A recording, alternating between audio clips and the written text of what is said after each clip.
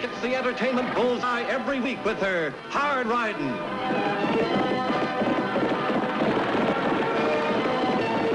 Straight shooting.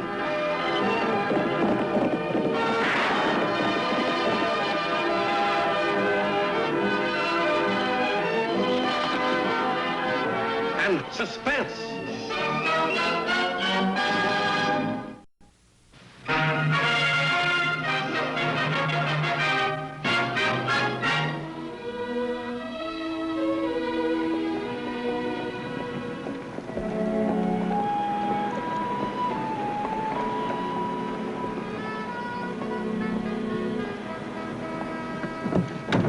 Hi, Clem. Howdy. Is the train on time? Yeah, it'll be here in 4 minutes.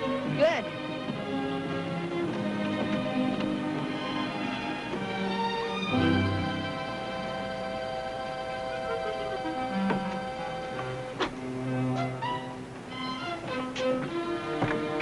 Oh, Annie, look at that rifle. It sure is big. That's an old flintlock. And that hog-leg pistol. An old Captain Gallant. Gosh, they haven't used those guns since Daniel Boone. How can he be the world's greatest sharpshooter? Well, some of those old mountain men are pretty good shots, Tag. He's not half as good as you are. Oh, looks like my young brother's my greatest booster. Annie, your package came. It's inside on the counter. Oh, thanks, Clem. One for you too, Lofty. Your new Sunday shirt. Real pretty, too. You mean you looked at it? Well, not all the way. Just took a little peek. Oh.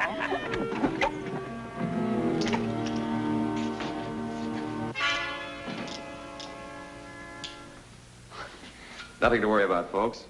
I'm not here for a holdup. I'm here to prevent one. I'm D.K. Rodney, special agent for the Railway Express Company. That train's carrying an Army payroll bound for Fort Yuma. $55,000. The strong box will be unloaded here. It'll stay in that safe overnight, and tomorrow it'll go out again on the afternoon mail train. What makes you think there might be a holdup? Because Snowy Kringle's coming in on the same train. He doesn't look like a hold-up man to me. He looks more like a Santa Claus. Except this Santa Claus wears the gun. He knows how to use it. Shot a station agent in Dodge City. You can't always judge a man by his appearance, Miss Oakley. Sometimes a man's not what he seems. Say, he shot a man in Dodge City and he's still on the loose? Well, he was masked when he held up the depot in Dodge. He wore a flour sack over his head. Cover his beard, I guess. Is there anything we can do to help, Mr. Rodney? Oh, thanks. But I intend to camp right in this office as long as that Army payroll's in the safe.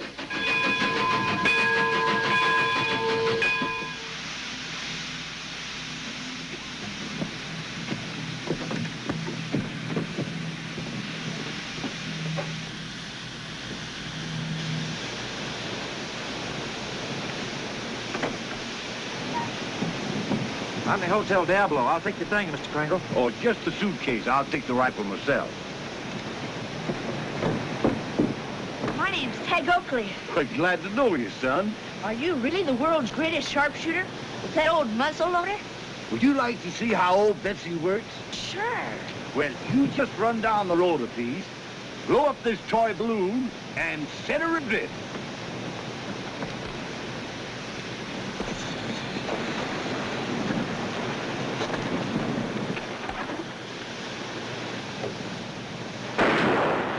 Gee, that was well, Mr. Kringle.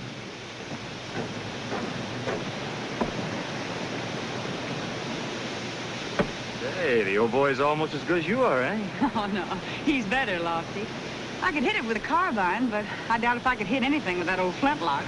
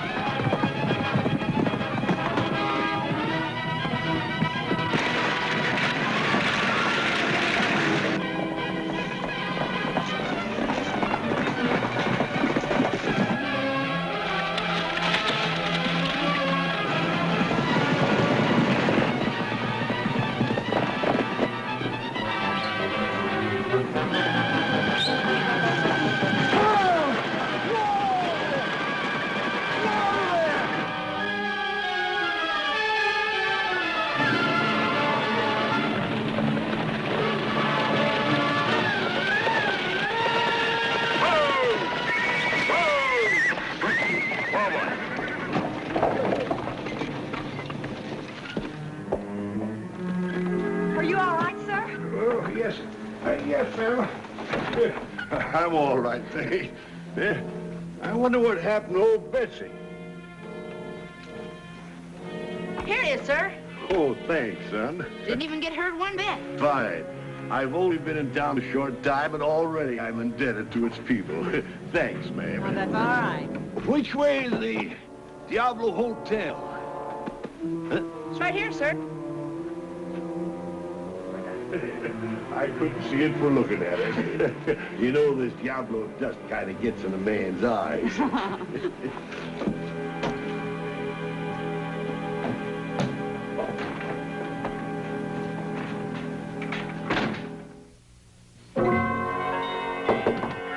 Yes?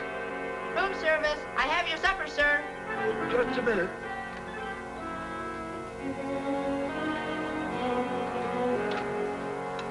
Shall I put it there, sir? Yeah, fine. Just put it right down there, son. Well, that was mighty nice of you to bring my supper up here, boy. Wait, I got something for you. Thank you, sir. Will there be anything else? No, that's all. Didn't we meet somewhere before? Yes. The runaway wagon, remember? Oh, sure. How could I ever forget that? Gee, these are nice boots. Even got your initials on them. Yep, made to order. I had a pair stolen in Dodge City last month. Had to get a new pair. Pretty expensive. Mind if I look at your revolver? Sure Put is. that gun down! Didn't anybody ever teach you to keep your hands off loaded guns? I'm sorry. My sister told me how I to don't handle- care what your sister told you. Nobody touches my gun. Now get out of here. Yes, sir. I'm sorry. You heard what I said. Get out now! Yes, sir. Hi, Tang. How's the hotel business? Got a 25-cent tip tonight. Oh, business is booming. Annie, the country's headed for good times. And it's time for all young hotel men to be in bed. Something funny about that man. What man? Snowy Kringle. And Santa Claus, he was a nice guy. But then when I went to look at his six-shooter, he was different. Kind of mean, you know? Well, Tag, you can't always judge a man by his appearance. Sometimes a man's not what he seems. Somebody we met at the depot today said the same thing.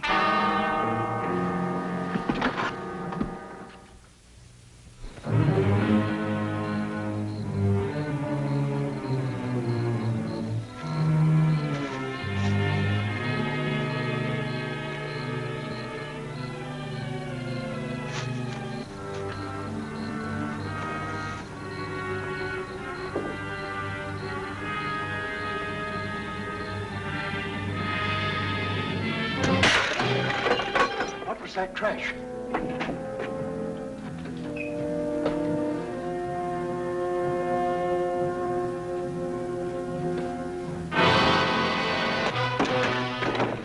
Tell that old man if he touches that telegraph key, I'll blow your brains out. Clem, don't touch that key. In the baggage room, both of you.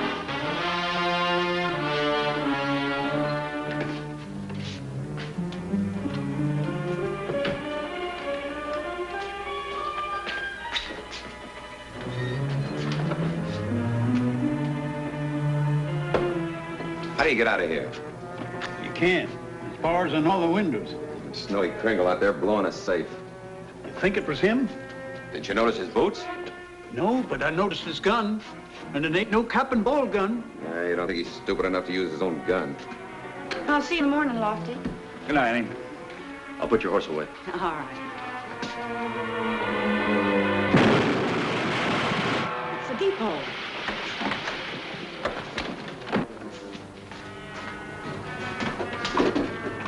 Hey, Andy, that sounded like... Go back to bed, Tag.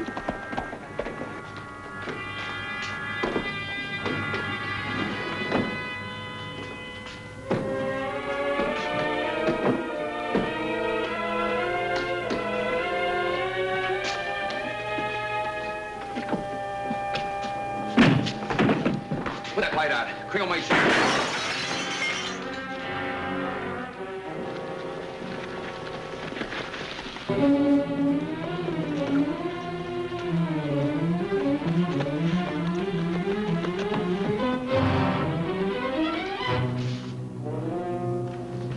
Are bad?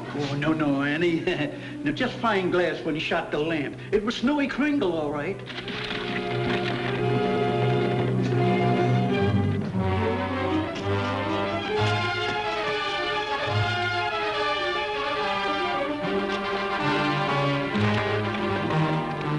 The deputy won't have to chase him very far. He'll head straight back for his hotel. What makes you so sure? Snowy Kringle always operates the same way. Flour sack over his head and blows the safe with a powder horn. If you go to his hotel, you'll find him pretending to be asleep. A fine old man who looks like Santa Claus. That's the way I found him in Dodge City. Let's go wake up Santa Claus.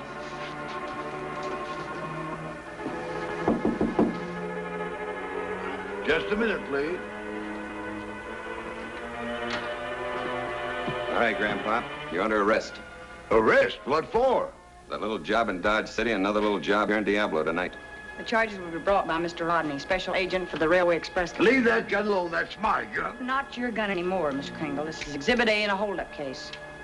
You wait in the hall. I'll bring him out as soon as he's dressed. But, sir, there must be some mistake. I heard the young lady say something about a holdup. I don't know what she's talking about. I swear I don't. You'll find out soon enough. Get your clothes on and pack your bags, Santa Claus. You got a date to slide down a chimney tonight. Right into a cell at the Diablo jail.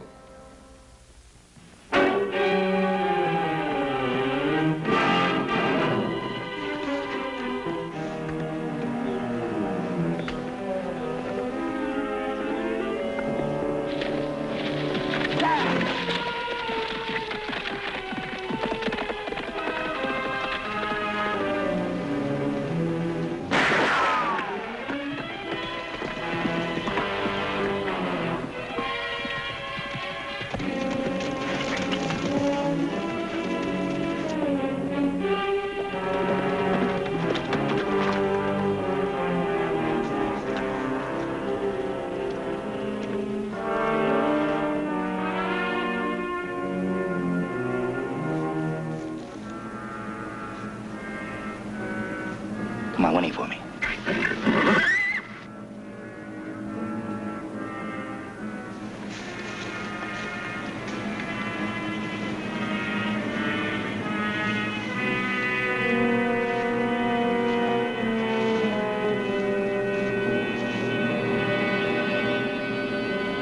Get out off that horse.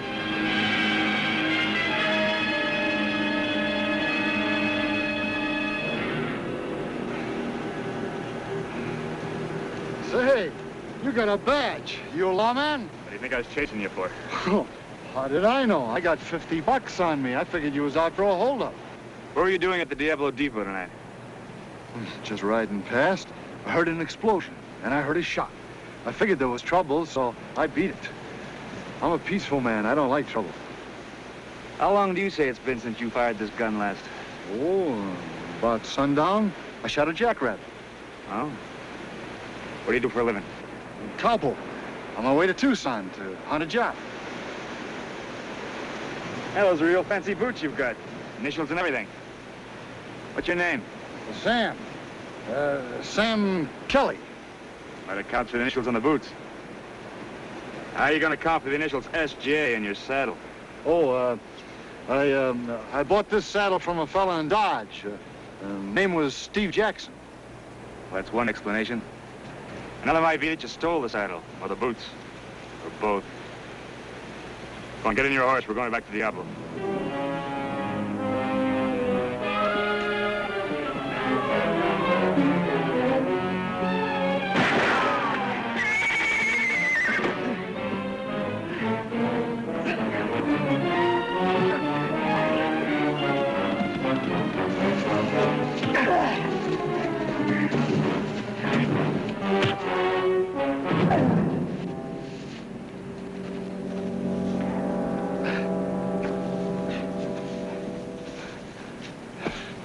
Your horse ran off.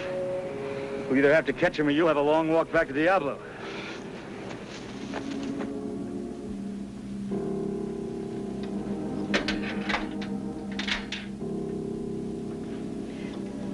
Here's your breakfast, Mr. Kringle. Thanks, ma'am, but I ain't hungry. And this is nice and hot. Let me pour it for you.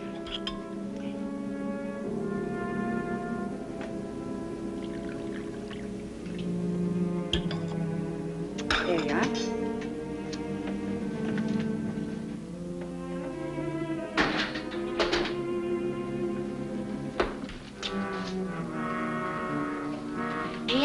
I want to show you something. Look at that. He doesn't even have regular bullets in his gun. See? It's birdshot. I know, but why if he's a sharpshooter? Shh. Come on outside, and I'll show you.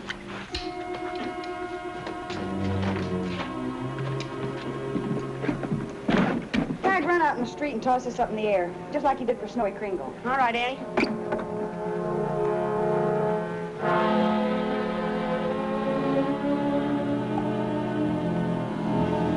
Okay, Annie.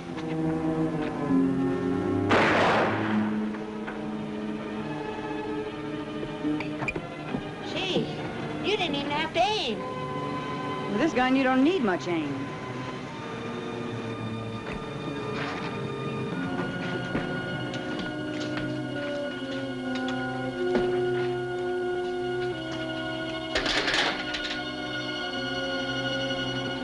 I just fired your gun, Mr. Kringle.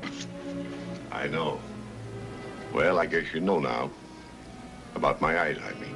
Yes, I know. How long have you been using birdshot? Almost 2 years now. Ever since my eyes started to fail me. I try to keep it a secret on account of kids like him. All over the country, they come to see my carnival show. They want to see the world's greatest sharpshooter. Fine sharpshooter I am. In another year, I won't even be able to hit a balloon with birdshot. Tag, get his tray. There's no reason for him to stay in this jail cell. Okay.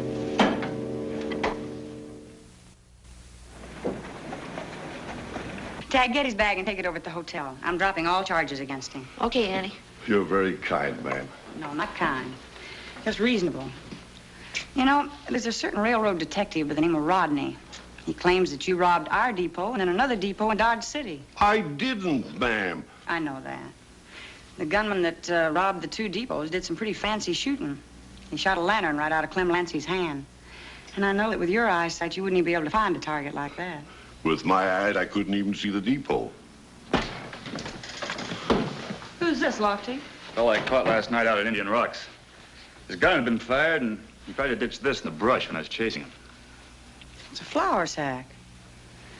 Rodney said Snowy Kringle was wearing something just like this on all those holdups. He also has a pair of moccasin boots, like Kringle's. Hey, Mr. Kringle told me he had a pair of boots stolen from him in Dodge City.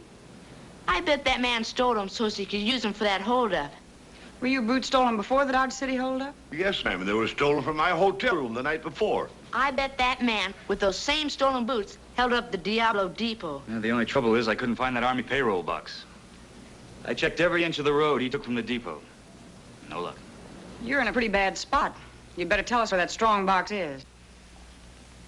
I'll make him talk. All right, I'm in charge now. Now drop those guns or I'll blast him apart. I got you into this mess, ma'am. I deserve to be shot. Now, all three, you're back in that open cell. Don't listen to him, folks. Don't listen to... Let go of me! Come on, let go!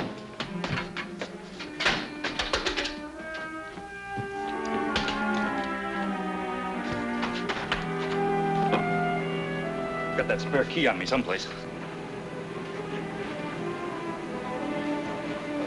Maybe you lost it on the road last night.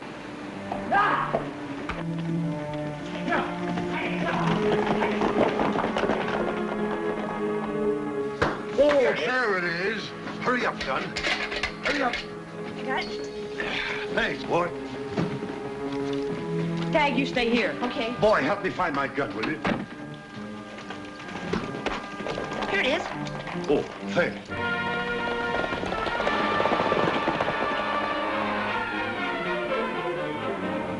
I'll loan you my horse. Wait till I catch him for you. You're a lad after my own heart.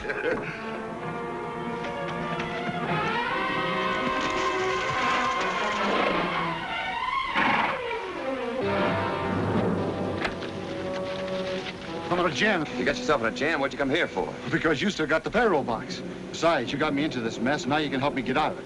If I get caught, I'm going to tell them you were behind the whole thing.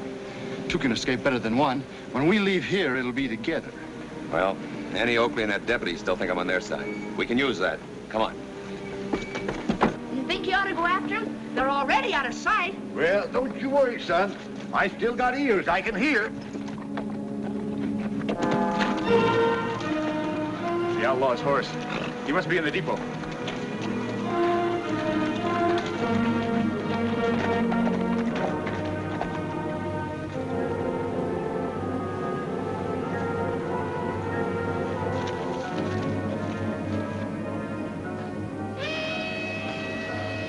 That's a westbound train.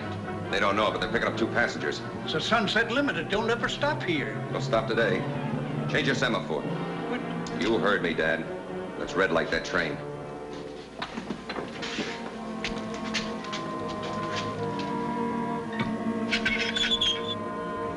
The semaphore's changed. Somebody's flagging down the Limited. Wonder where that railroad detective went. Lofty, we've got to get that train straight through. Listen, there's a hand control on that semaphore. Do you think you could sneak down there and change it to a clear track? If I can get that padlock off the box. Wait a minute.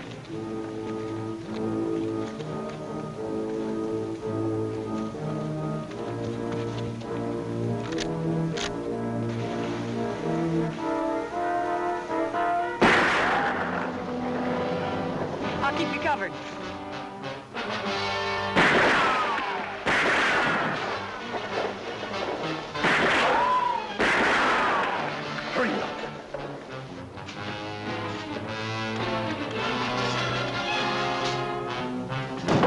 I'll meet you when the train stops. And don't forget my suitcase.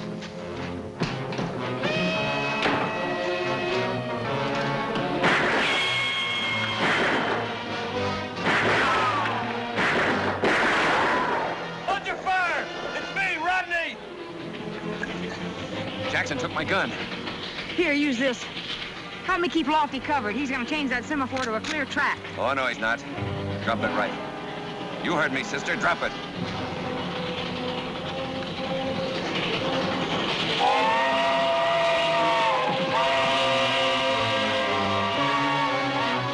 Keep out of this, Mr. Kringle.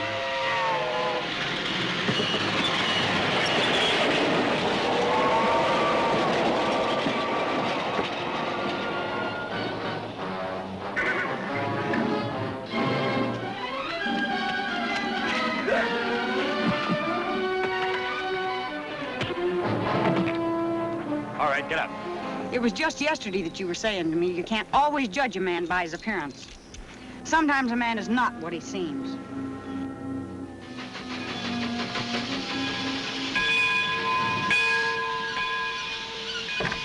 Major Paley, 7th Cavalry. I understand there's been some trouble here. There's no trouble now, Major. I've been sent to escort the Army payroll the rest of the way to Fort Yuma. Right here, Major. I want to thank all of you. I understand there's some expert shooting done to prevent this robbery. Somebody shot a padlock off the semaphore. I don't need 2 guesses to know it was you, sir. No. I wouldn't even... Don't be so modest, Mr. Kringle. The Major knows that you're the world's greatest sharpshooter, don't you, Major? Of course. We all know it. Don't we, Tag? You sure are, Mr. Kringle. There's a lot of nice people in this town, Major. I got only one complaint. This Diablo dusted kind of gets in a man's eyes.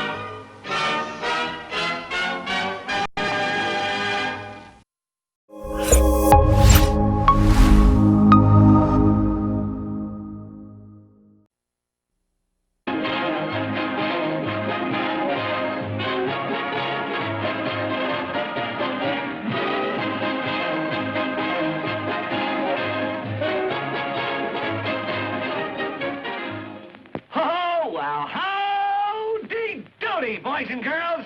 Oh, boy, did we have a lot of excitement at our house last Christmas Eve. Boy, everybody was getting ready for the visit of Santa Claus. And Buffalo Bob was trimming the Christmas tree. And he was just hanging on the last decoration. Strings of fresh buttered popcorn. And Clarabell the clown, he was helping trim the tree, too.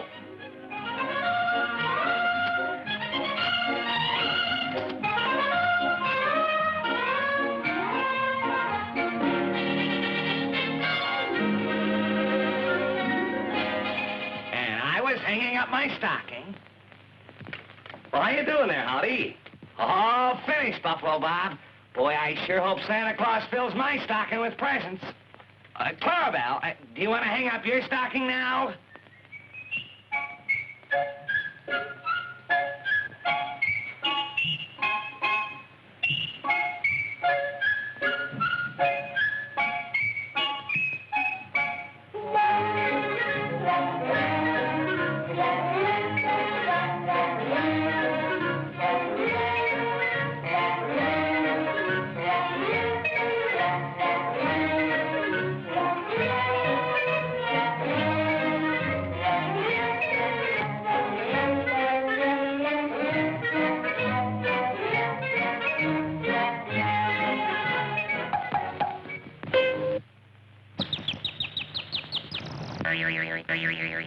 Oh, what a silly clown. Well, you'll find out if you're getting your bicycle pretty soon now, because it's almost midnight and Santa will be here any minute now.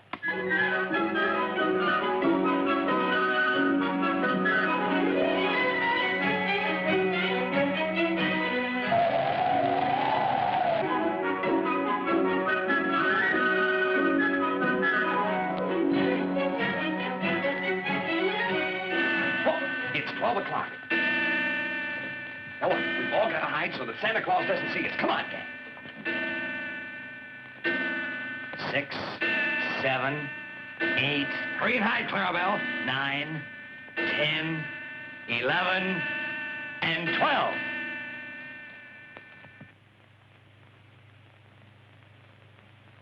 Well, that's funny.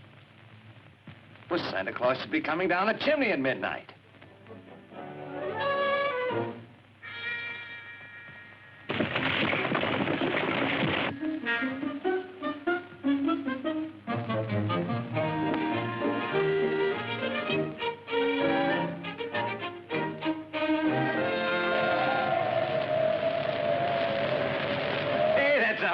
Neat trick, Clarabell. Gee, Buffalo Bob, what do you think happened to Santa Claus? Well, Howdy, there's only one way to find out. Well, what's that, Buffalo Bob? Let's go to the North Pole and see what happened to Santa Claus. You mean right up to Santa's workshop? That's just what I mean. We'll take the rocket-doodle and we'll be up there in a jiffy. Come on, Clarabell, you come too. Stop snowing, we'll have a great flight. North Pole, here we come.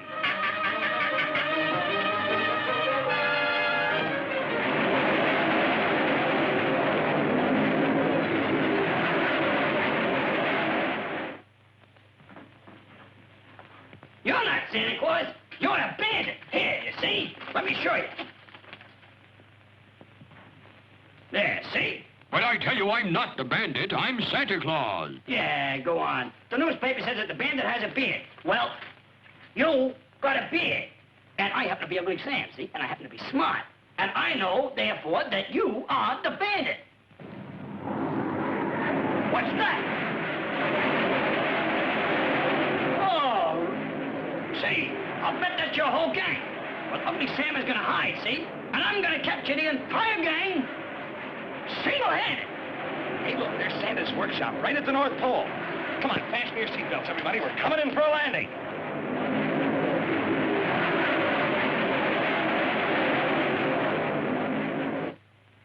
Ah, for you. All right.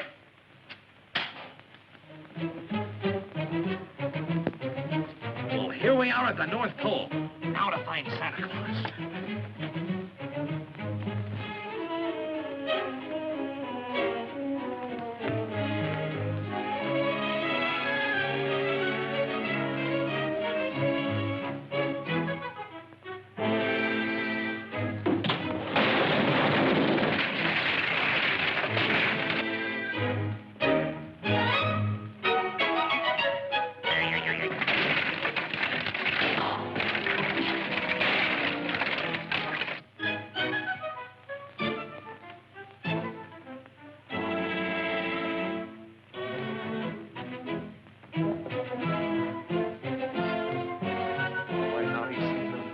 Going on around here.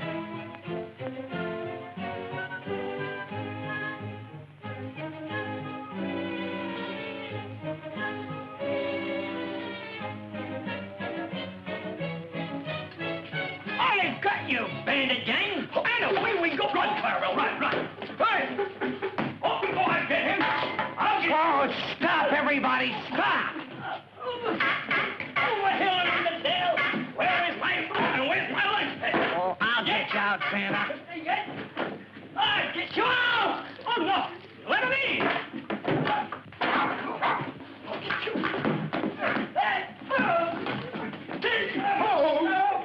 I got him now. I got you. You give up.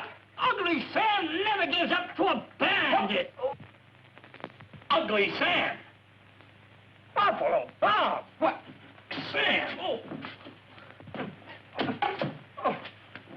Ugly Sam. Oh. What are you doing here? Me? Oh. Why, I just captured the bearded bandit.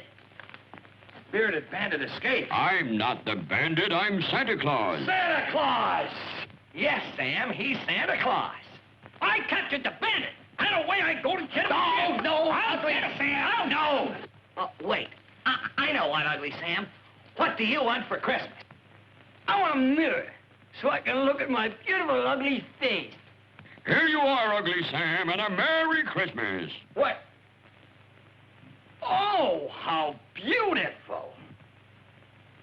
Buffalo Bob, this ain't the bandit. This is Santa Claus. Oh.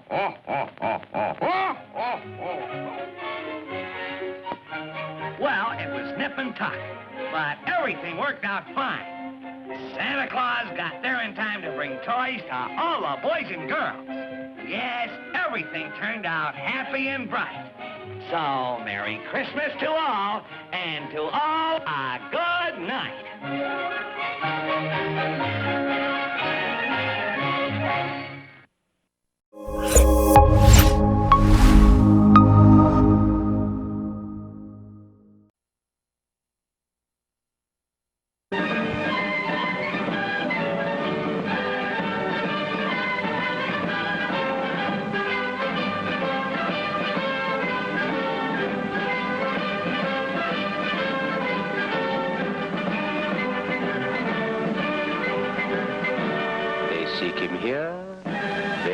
Seek him there.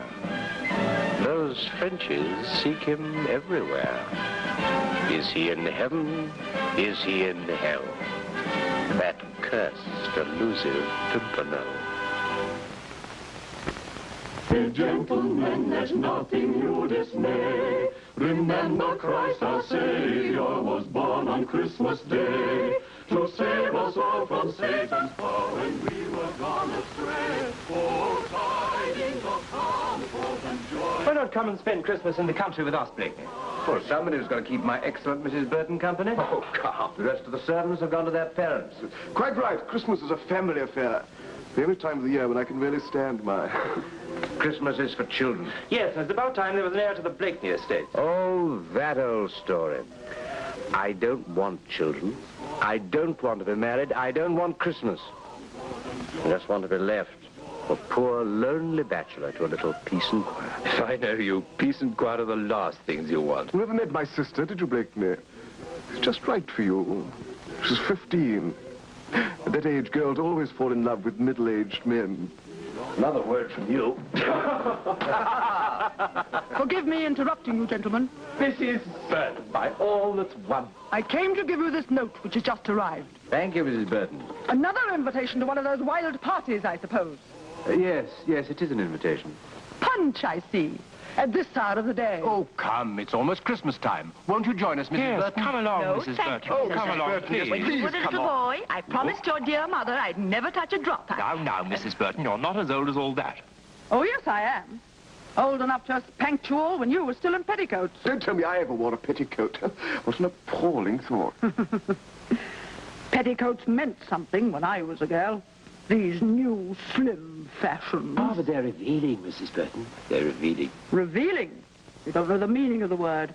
Women today display their charms, and there's nothing left to reveal. Mrs. Burton, Andrew, I certainly think you'll need a drink. When your dear father was master here in King George II's day, petticoats rustled in every corridor, especially at Christmas. Children all over the place. Goodness knows where they came from. I don't know what men are coming to these days. Oh, we manage in our modest way. We manage. Men weren't meant to manage. A woman's what's needed to manage here. Yeah. And children. Yeah. Why, in your father's... Well, of course, I don't think your father remembered how many children he did have. Really, Mrs. Burton?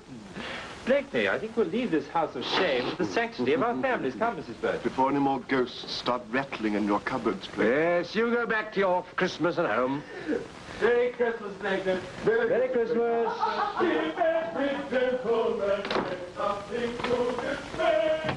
Listen, Sheila. Chauvelin has made an important capture in the south. Are you listening? The Marquis de Chalon and his sister, the Baroness Larive, and the Count de Malone.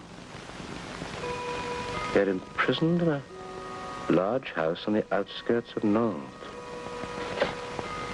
Now, why a house, not a prison? Sheila, this is going to mean you'll have to spend Christmas alone with Mrs. Burton. Oh, Mrs. Burton. Yes, Sir Percy? I've decided to go away, after all, for a few days. Another of your trips to the country, I suppose. Doesn't Christmas mean anything to you? Leaving me here alone in this house? I remember Christmas in your father's day. I know, as you already told us. The place full of little Blakeneys and little Fitz Blakeneys. Oh, Sir Percy, I never suggested that. I'm truly very sorry. Really, I am. I'll try to be back for Christmas. Come on, Sheila. Come on.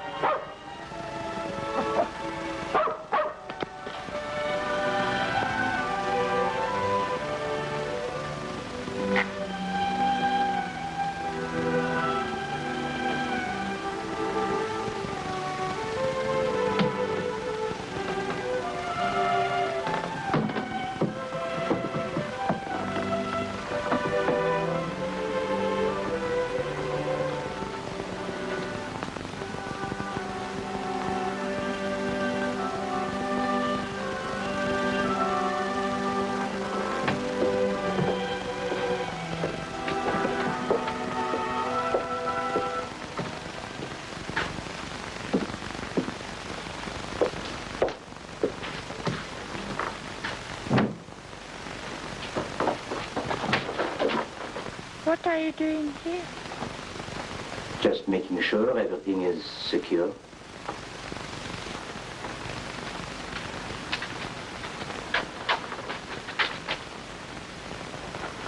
You couldn't tell me where I could find the Marquis de Chalon. I'm looking for him, to give him a message. Good, I like to get messages. You? Of course, that's my real name. Not Citizen Chalon, as they insist on calling me. I'm Jean-Paul Henri Marie Edmond Marquis de Chalon, Baron Bonpierre, Sire de Longire et Montmorin. Of course, I never use all those names. You can call me Jean-Paul if you like. Thank you, Jean-Paul. You wouldn't know where I could find your sister, and the Baroness Larive, and the Comte de Melun. Frogeye, he's in there with the others. Come on, I'll show you.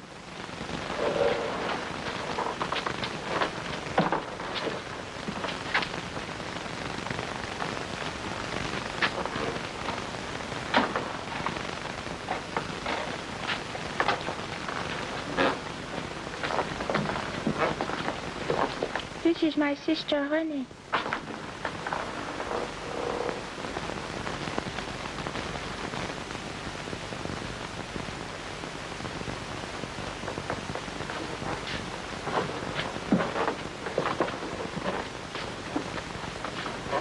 And this is Charles. He is the Comte de Melun.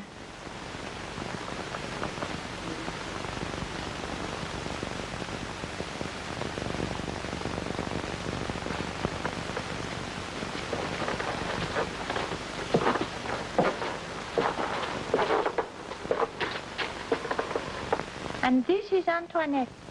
Of course, she's only a baby. I'm not a baby. Charles is the one who always cries.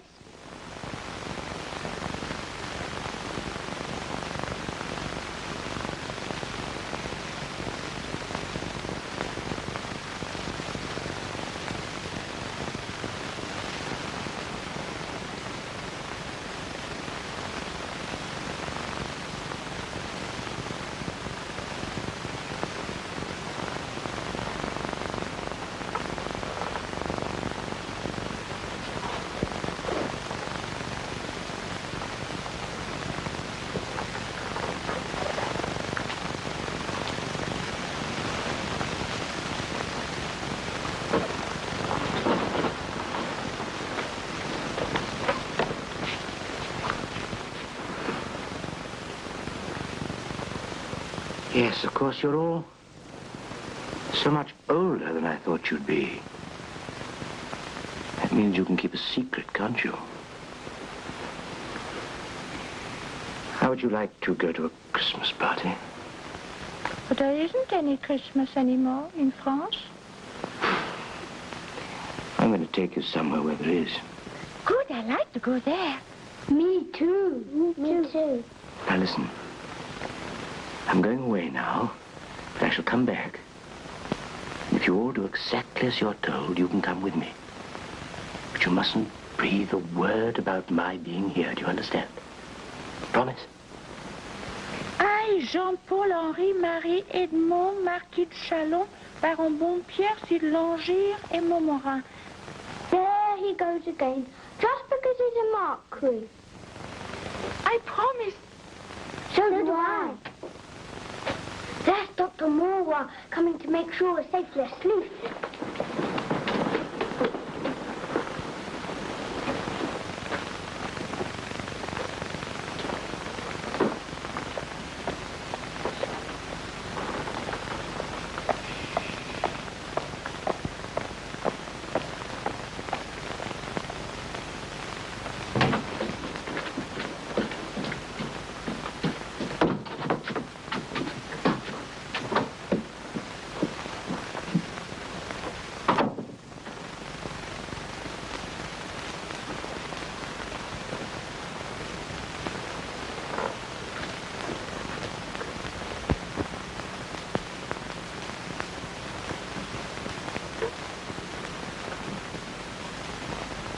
Remember, all of you, not a word about my not really being Dr. Aristide.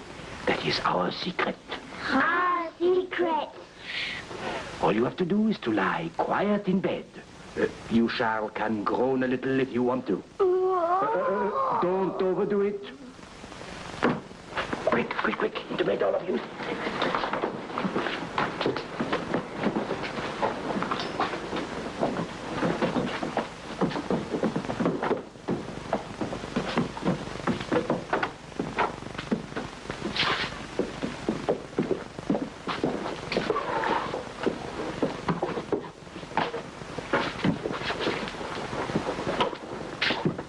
These the children?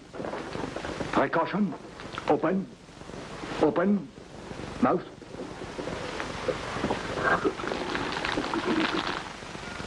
Merely a precaution, but one cannot afford to take any chances.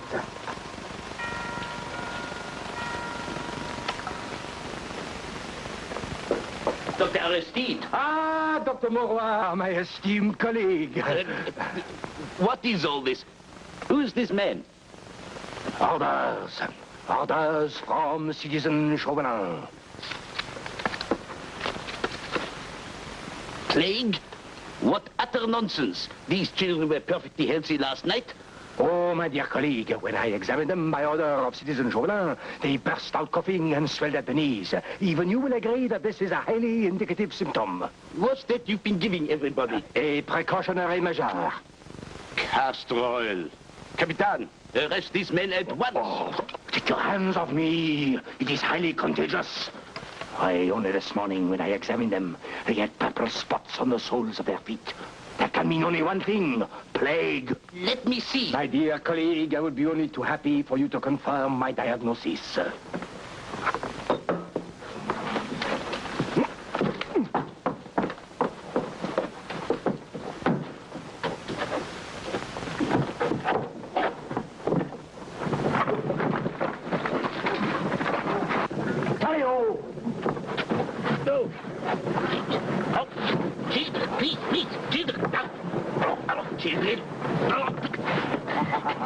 Children, please.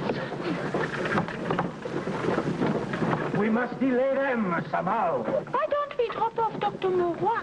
We don't need him for anything. Good idea. Whoa, whoa, whoa.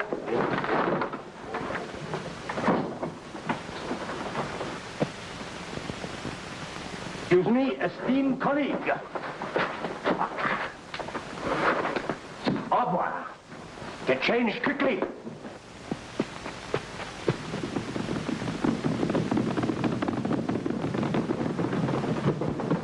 They are still following us. We will have to give them the slip. Whoa, whoa, whoa, whoa. Hurry up, children. Into the bushes, quickly. Charles, Jean-Paul, Antoinette. René, cheer up, cheer up. Go on, go on, go on.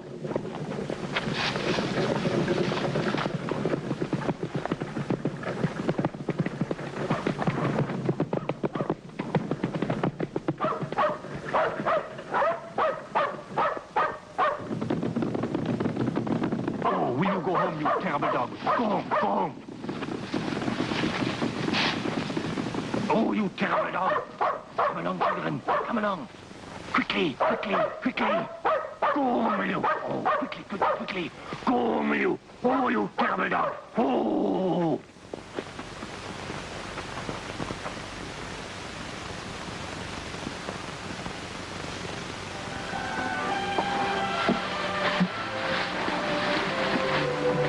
I'm so tired. You are. Well, you know, I think that settles it. Would you like to come with us? You would. Very good. Oh. We pay for him.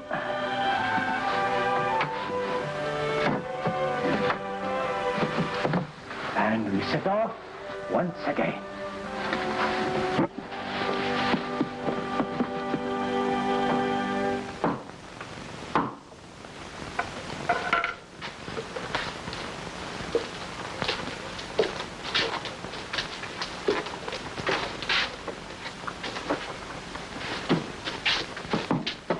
We have lost our way. Can you help us? Of course. Come.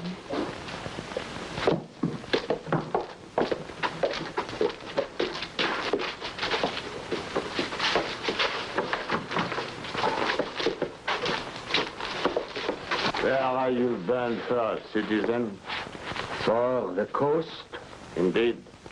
Have you come far? We have been traveling since morning. Then you must be hungry. We do not have much, but you are welcome to share it. It is most generous of you. Dr. Aristide is taking us to a Christmas function. Christmas? Do not speak of Christmas here.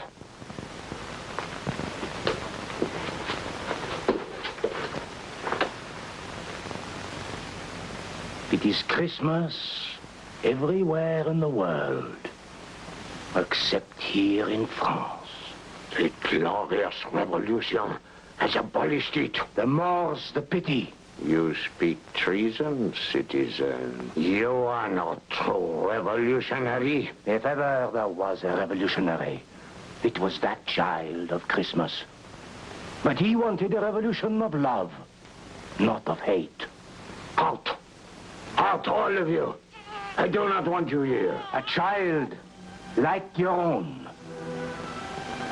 A home like yours. 3 kings, aristocrats, you would call them, coming to pay homage. La France will be La France again when she remembers Christmas.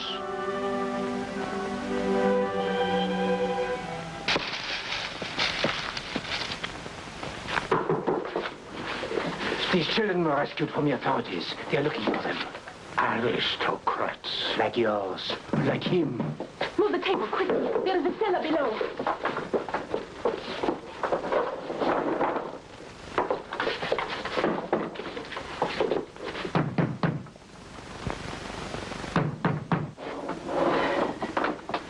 Let them in.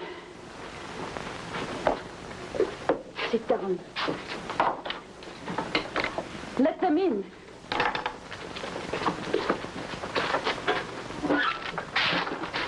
You are a long time opening it.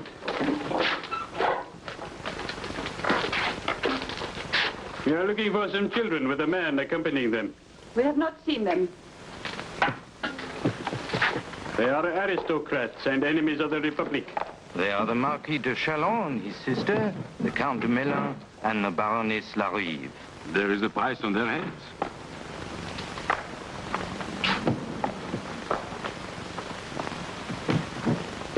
The man with them is the Scarlet Pimpernel. There is a reward of 50,000 francs if he is caught. There is no one here except us. You can see for yourself, citizen captain.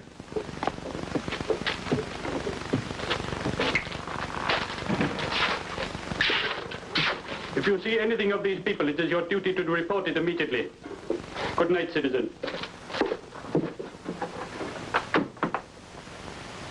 And here is some bread and some milk for the children on the way. You cannot miss the path. It will keep you clear of the roads.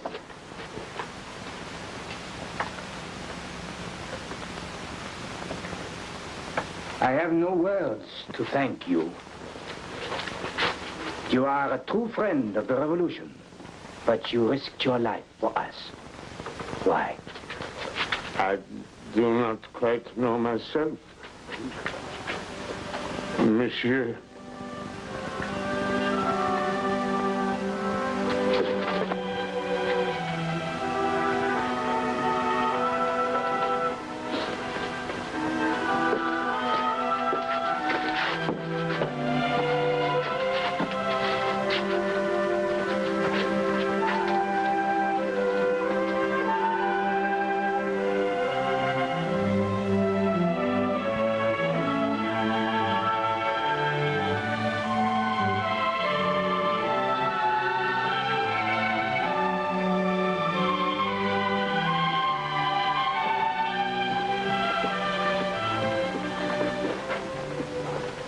Remember, all of you, not a word about Dr. Aristide or about anything that happened.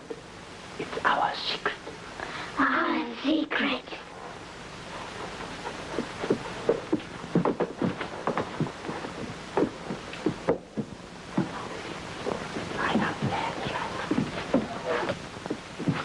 You all ready? 1, 2, 3. Mrs. Barton!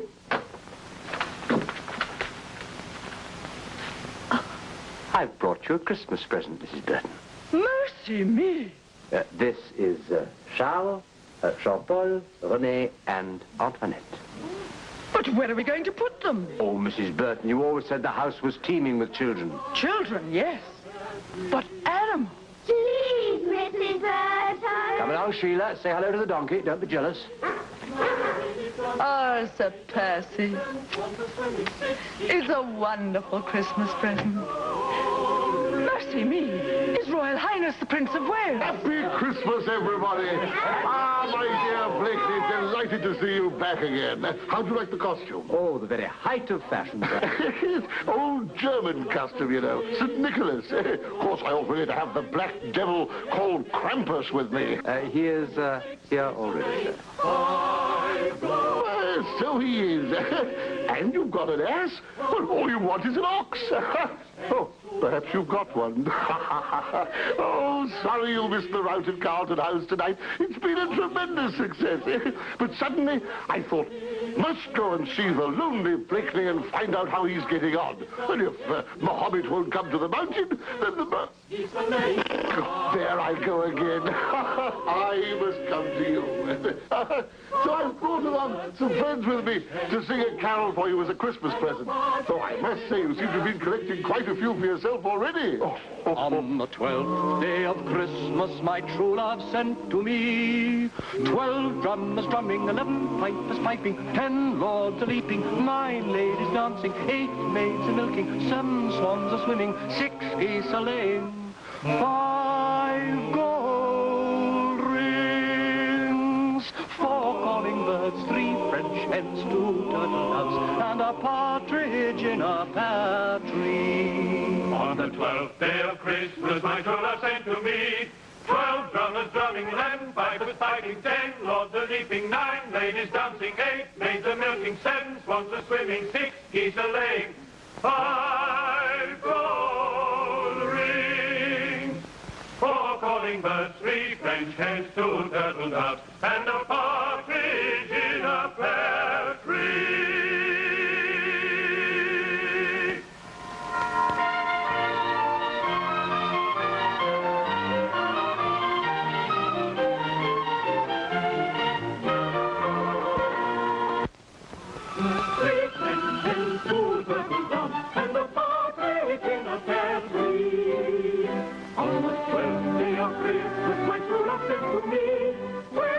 Drumming, 11 pipers fighting, 10 lords a-leaping, 9 ladies dancing, 8 maids a-milking, 7 swans a-swimming, 6 geese a-laying, 5 gold rings, 4 calling birds, 3 French hens, 2 turtle doves, and a partridge in a pear tree.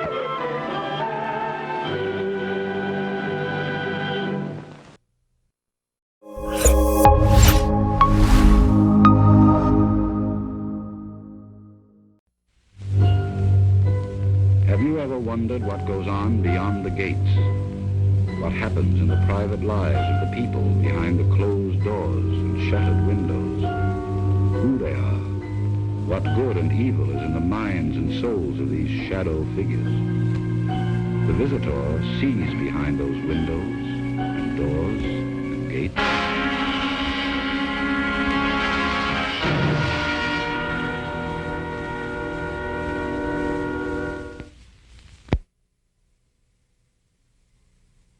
Last-minute shopping has become part of our holiday tradition. This is the story of a family and the gifts which came to them on 2 Christmases and of the year between.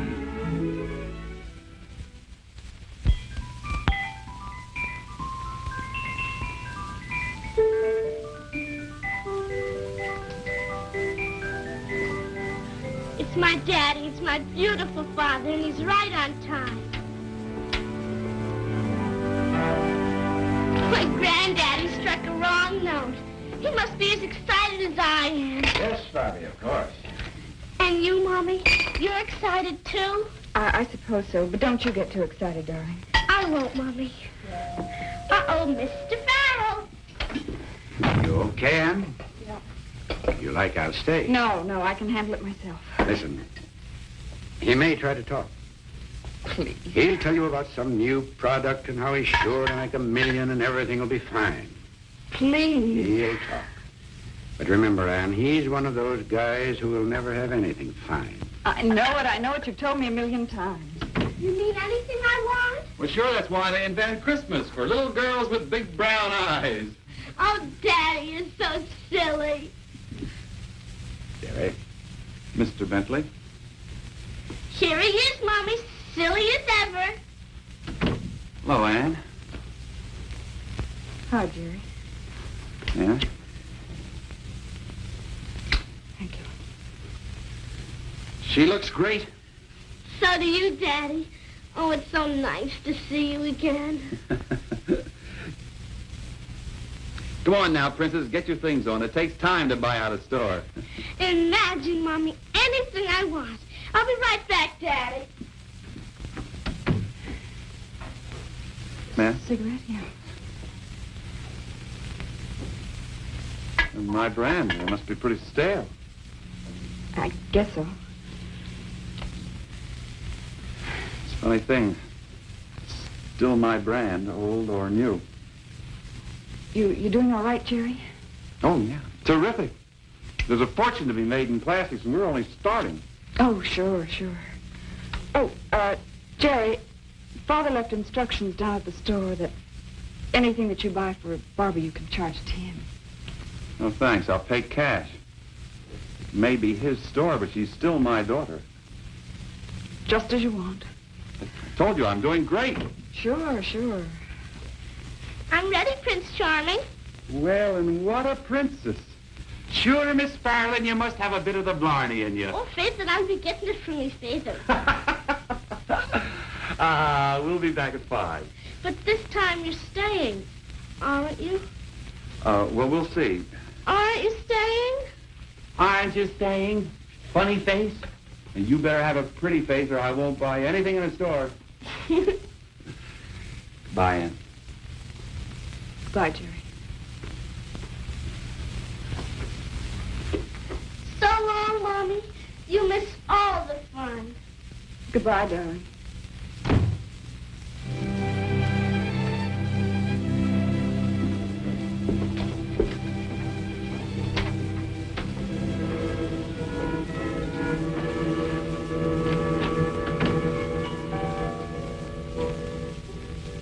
Well,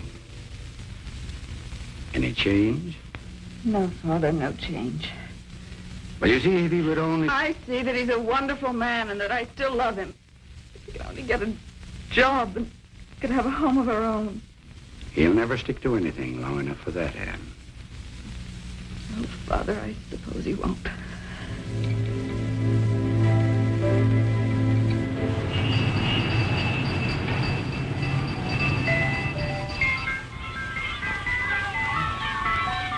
Gee, this is neat, Daddy. But it's a boy's toy.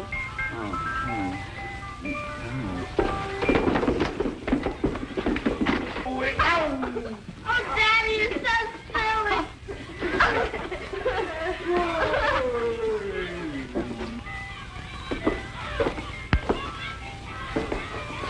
It's getting pretty late, Barbie. You better go in to see Santa before he closes up shop. Oh, Santa never closes up shop, Daddy. You told me that.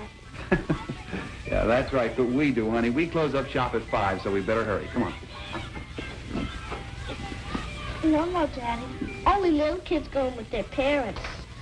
Oh, I see. And when did you become big? After you had to go away, Mommy said I'd have to be a big girl and not ask questions. That's right. Okay, big shot, go ahead.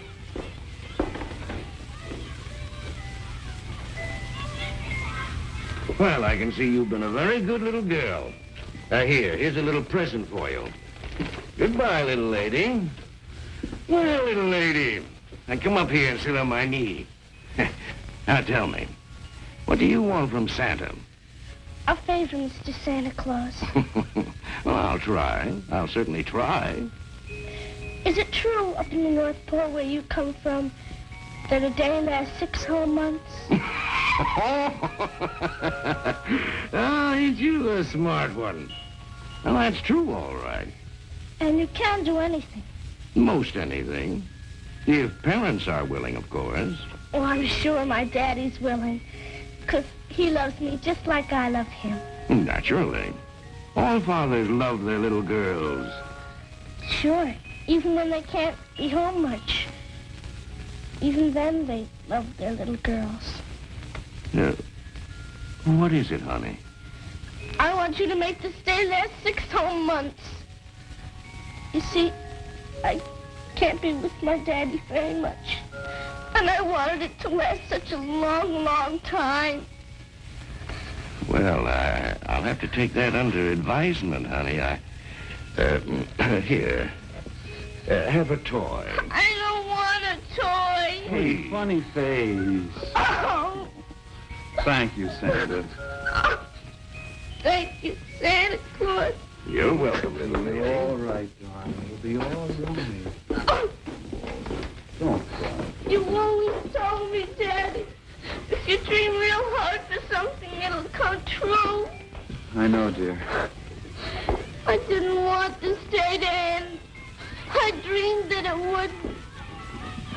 Is something wrong, Mr. Farrell? Nothing serious. You know me? Of course. How come? Well, Mr. Bentley left instructions that we were to watch out for the young lady and you. Oh, I see. And what did he expect might happen? Nothing. But she is his only granddaughter. Yes, and my only daughter, and I can take care of her just fine. May I ask why the young lady's crying? Yes? Yes, tell Mr. Bentley that Barbie Farrell is crying because she loves her father and misses him. Despite all of Mr. Bentley's horses and all of his men. And file that. In triplicate. What is it, Daddy? Oh, it's all right, dear. Where are we going now, Daddy? I don't know. Maybe to the North Pole. Come on.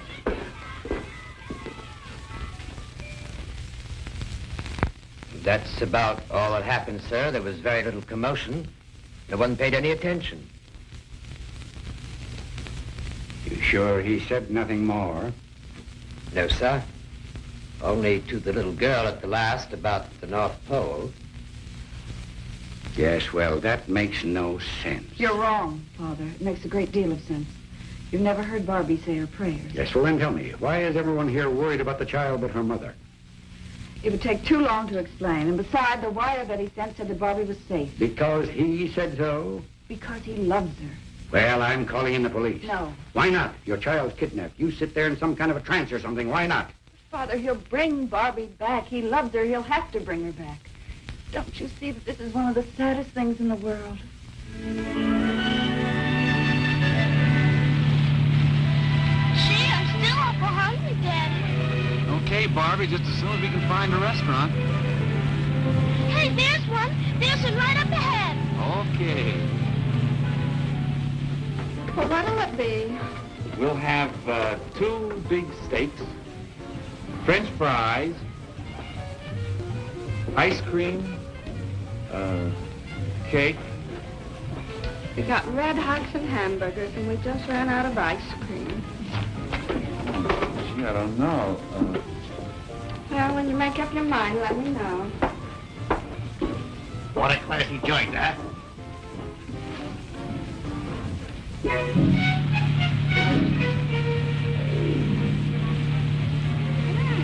What?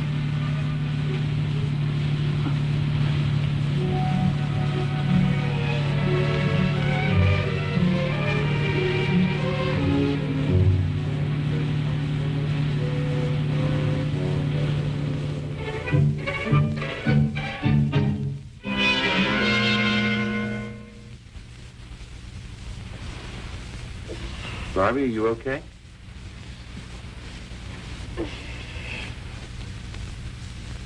What's wrong? I forgot. I was dreaming.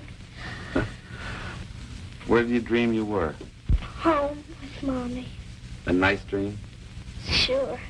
All my dreams are nice. Even the North Pole was nice when I dreamed about it. Yeah, this is really a dump. I'm sorry, Barbie.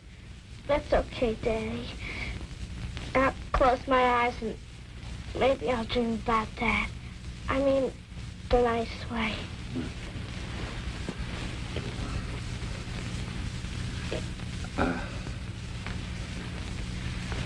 Wake up, sweetie. Why?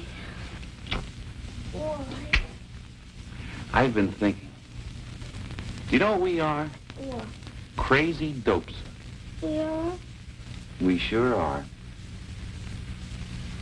Both you and I know that the only important time is dreaming. Check? All right. So, naturally, Daddy wants you to dream about him. Check? Check. Okay.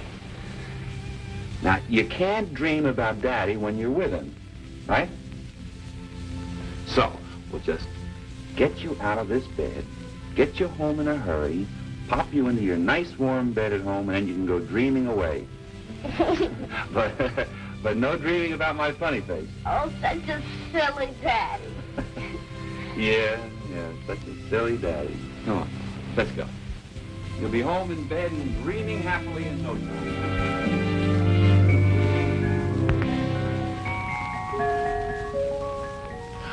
North Pole.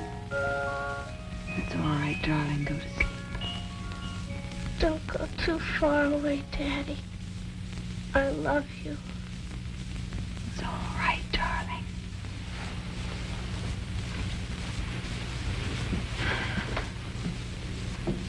She's all right. Where's Jerry? Where is he, Father? He's downstairs. He wanted to wait to find out. Oh. Wait. I want to talk to him this time. It's all right. I know what you mean now. It is a sad thing. For him, too. You stay here and look out for Bobby. Okay?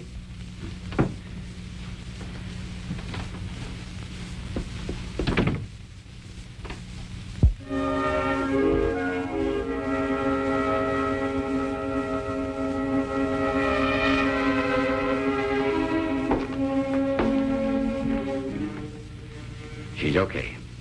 Upset, confused, but okay. Good. Thanks for omitting the lecture. Jerry. Yes? It can't be that easy, Jerry. Who says it's easy? Sit down. No, thanks. I'd rather stand. I don't understand you, Jerry. I guess I never will. But I know you meant no harm. Check. But you did do harm. Yeah, I usually do. No more, Jerry. No more. I suppose I could throw you in jail. Yes? A year, Jerry. You're not to see Barbie for a year. Listen, I know how you feel. You don't know how I feel. I don't know how you feel. We only know one thing together. We both love Barbie. She can't live with the kind of hold you have on her. Your dream world has gotten you into a mess. It's doing the same thing to her. I'm a businessman, Jerry. My lawyers will get a court order forbidding you to see Barbie for a year. Any judge will sign that. You know that. Yeah. But we don't need that order. You loved her enough to bring her home tonight. And you'll love her enough to give her this year. She needs it. Only you can give it. Call the cops. I'll take the years in jail. Either way. But this way is good for Barbie. I'll fight you hard if you try to pull a fast one. Okay, I know you will. Just the same, I'm sorry.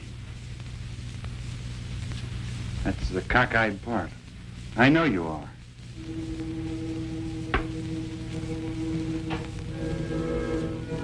Yes, that's the cockeyed part.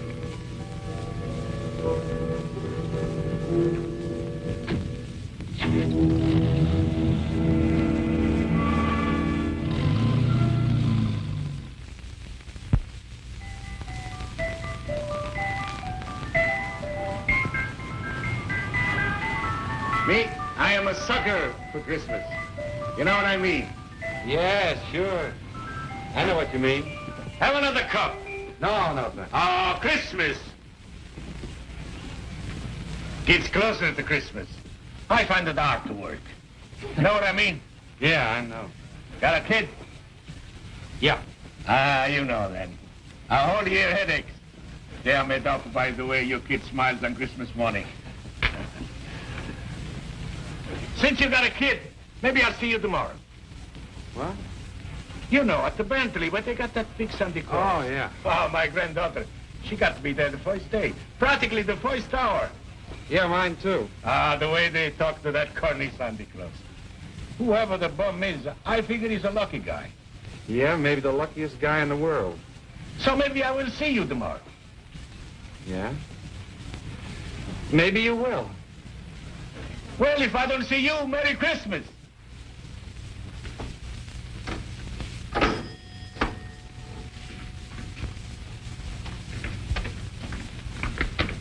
We should reconsider. Oh, it's crazy. They all know me here. For $10. I got a good thing here year after year. It ain't worth it. Look, it's just for the first hour today. You can hide for an hour. And in the costume, I'll look like you. Forget it. Big deal. Everybody wants to be Santa Claus. 25. No, $35. Mister, you are Santa Claus.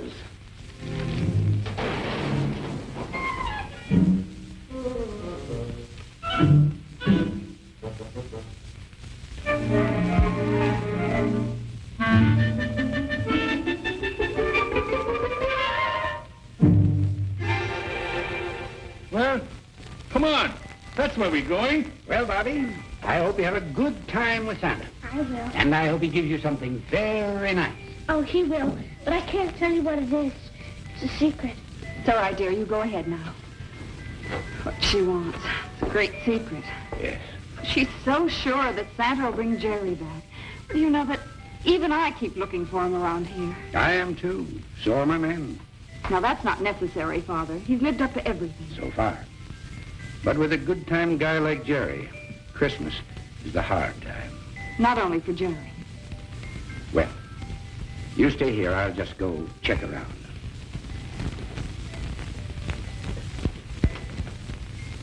Well, Teresa, say goodbye to Santa Claus. Tongue-tied. She'll talk about it all year. Then, not a word. Well, that's all we have time for. You be good to your grandfather. Hello. I guess you remember me. Sure. Have you been a good girl? Sure. Hey, sure is slang. Do they use slang at the North Pole? Sure. Hey, you're a little bigger than last year. Of course.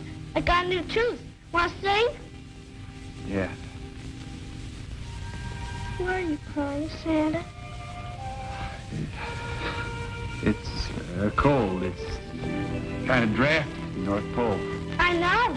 I was there once. Good morning, Mrs. Farrell. Good morning, Mr. Bruce. Where's your little girl? And there was Santa. Why? With Santa? Yes. Is there something wrong? Well, I don't know. Maybe Mr. Bentley's instructions have us all jittery. Jittery? Yes, I just saw our Santa outside. Maybe I'd better call Mr. Bentley.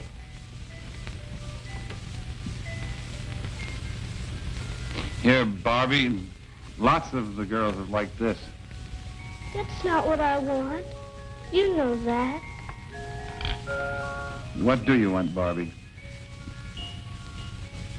I want you to take me with you, Santa. I mean, forever. Why? You know, because Daddy lives where you do, at the North Pole.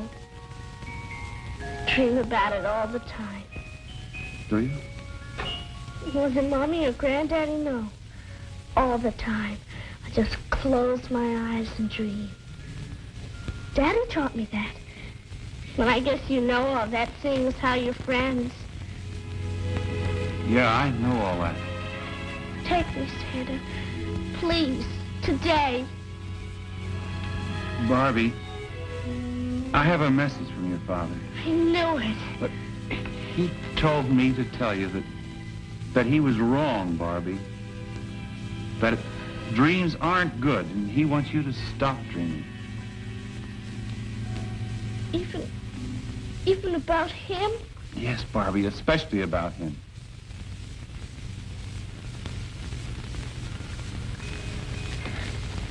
Guess I'll go now. Goodbye, Barbie. Doesn't he love me anymore? More than ever, darling. I couldn't help hearing your conversation, Santa, about the message from Barbie's father. Oh? It was a good message. Must have been very difficult for him to send it. Well, there's lots of time for thinking at the North Pole. In other places, too. Could you send a message back? Sure. Some Santa, Mommy. He uses slang. I know. Could you tell my husband? Husband? Yes. Could you tell my husband for me that I've been thinking about dreams, too, and I think they're all right when you're old enough to know how to handle them. Yeah. I guess they take a lot of handling. But they're worth it. It's not easy.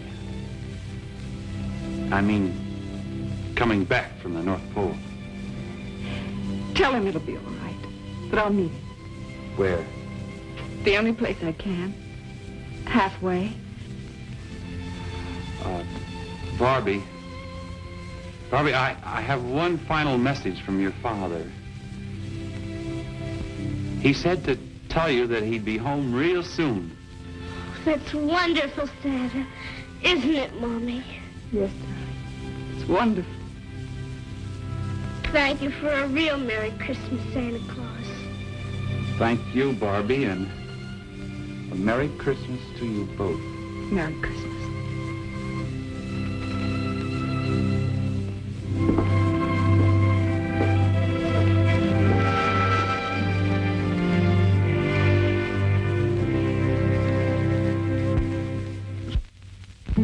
So this turned out to be a happy holiday occasion for the visitor. On that second Christmas, the Farrell family got the most wonderful gift in the world, the gift of being together again, of knowing at last that a dream can be a good thing if a whole family dreams together.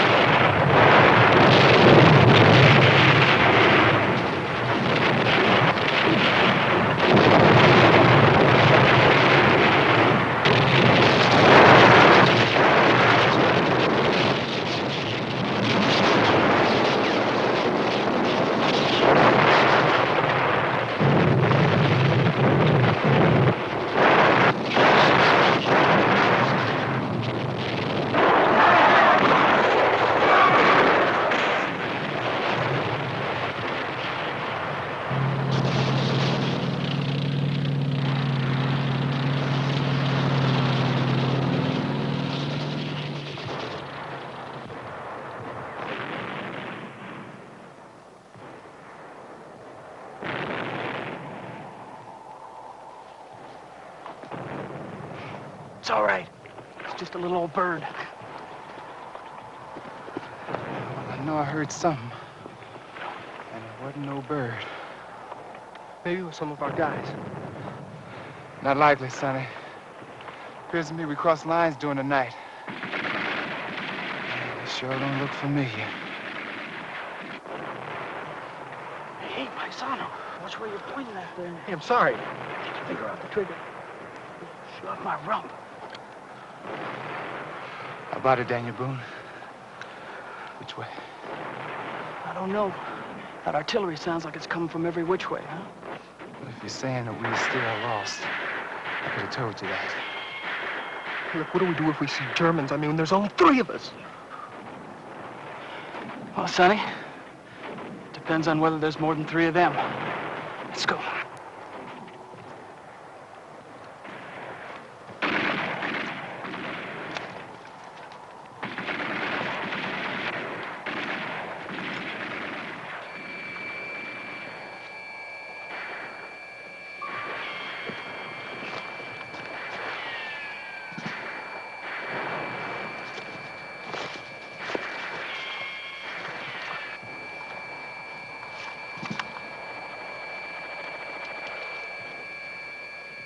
Hast du eine Zigarette?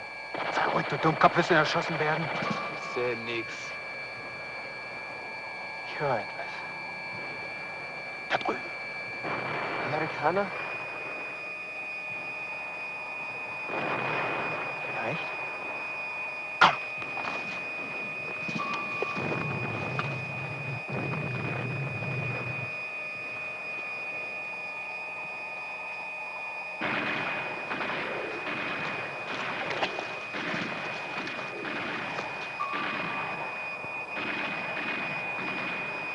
Hey, what is it? I don't know.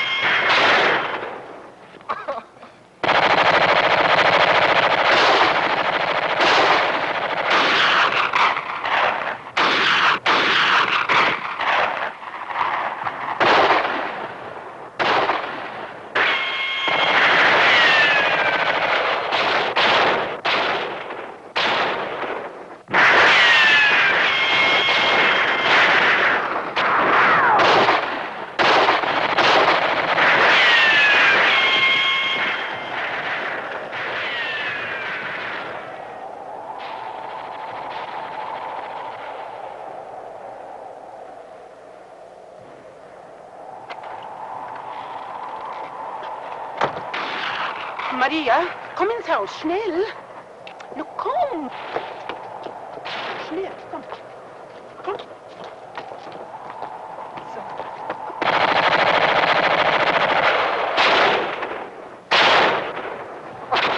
We gotta find a medic, man. He's bleeding to death. Yeah, I know.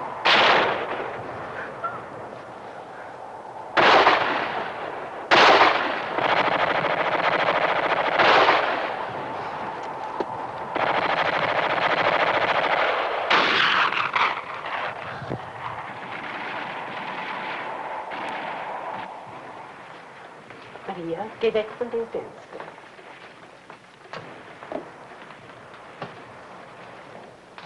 Hier, schäle diese Äpfel für Abendessen. Vielleicht ist da schöne Musik am Radio, ja? Damit ein Symbol des Ewigen. Es lebe die nationalsozialistische Bewegung. Es lebe Deutschland! Schweine.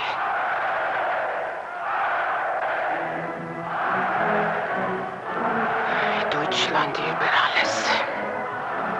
Und so grüßen wir die Geburt unseres lieben Heilands. Ach.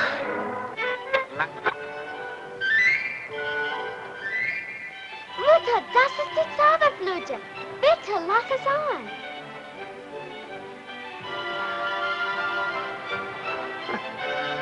Ach, Mozart. Ja.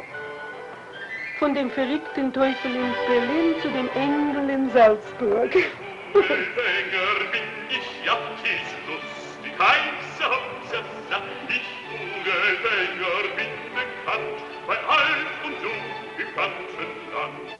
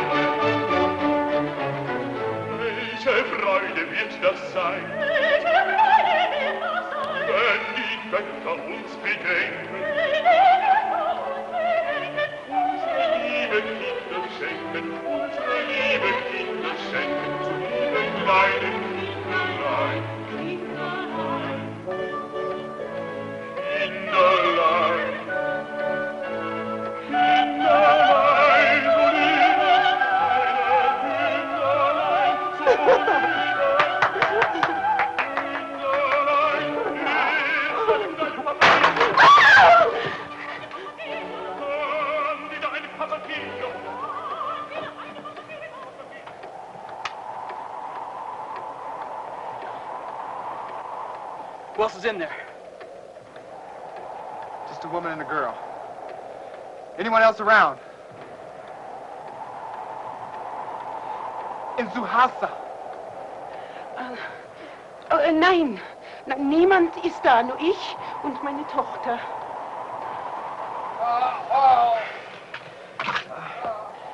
It's our friend outside. He's been shot. He's hurt bad.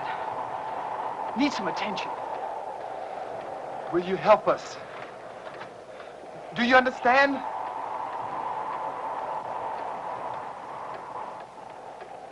Please. Oh.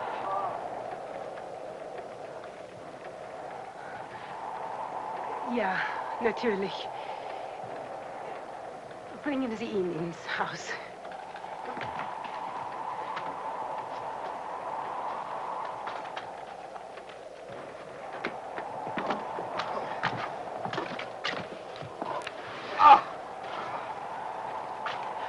One of us better keep an eye out.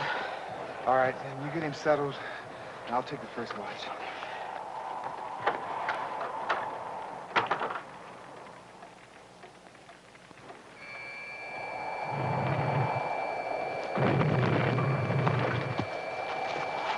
Wir haben sie verloren. Was geht das uns an? Ich friere. Ich auch. Herr Corporal, lassen Sie den Unsinn. Wir suchen uns besser einen Platz zum Schlafen.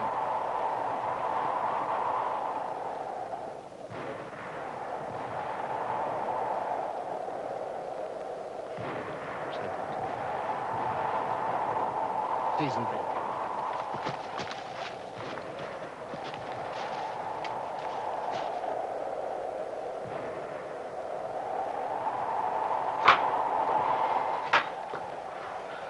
See anything?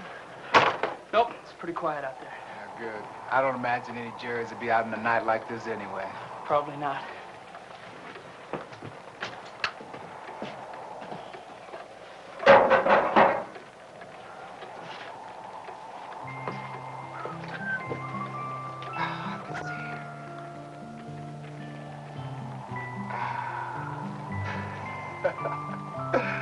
Just like my mama used to make back home in Alabama.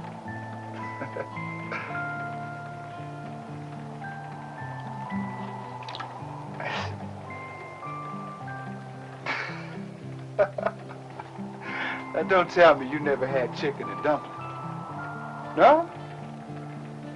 You don't know what you've been missing. Come here. Come here now. Taste it. Well, now ain't that about the best thing you ever put in your mouth? Yeah, I know it. It's good.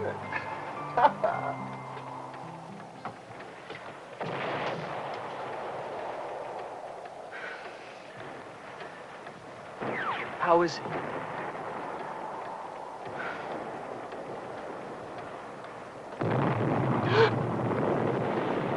What happened? They must have the power line somewhere.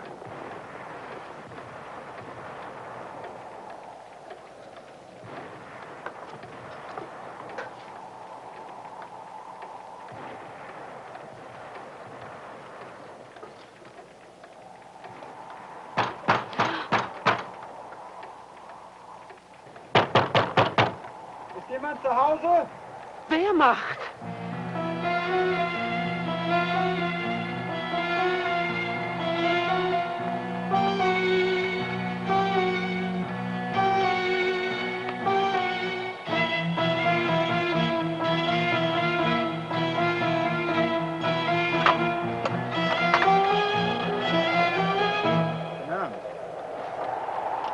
Fröhliche Weihnachten.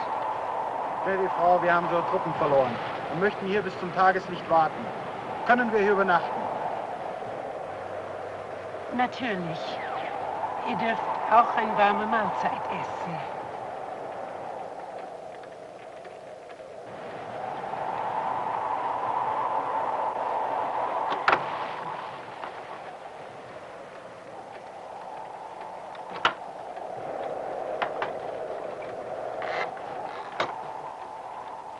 Eine Minute, bitte. Wir haben 3 andere Gäste. Sie würden den Männer kaum fürs Freunde halten. Wer ist denn da? Amerikaner? Georg, Lilly, an die Fenster. Aus dem Schussfeuer. Hören Sie! Heute ist Weihnachtsabend. Kämpfen und Schüssen sind hier verboten. Ihr könnten meine Sohne sein. Und so könnten die anderen hier. Der eine Junge hat eine Schusswunde. Er kämpft ums Leben. Seine beiden Kameraden haben auch das Weg verloren und sind ebenso kalt und hungrig. Diese eine Nacht, das Weihnachtsabend, als unser Heiland geboren war, lasst uns das Töten vergessen.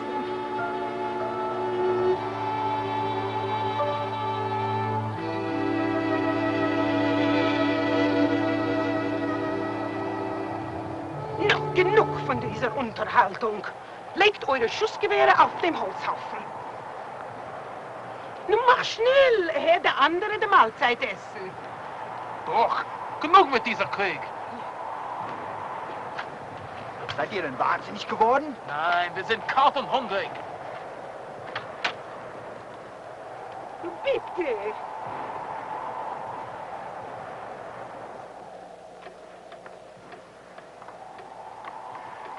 are they doing? I don't know. But I can hear them moving around a bit. Bitte.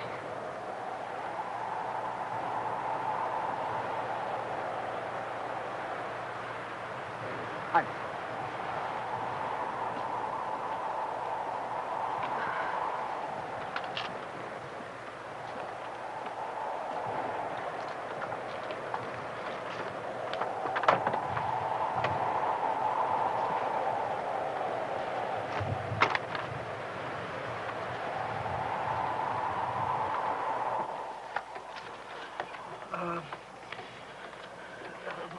Was ist last?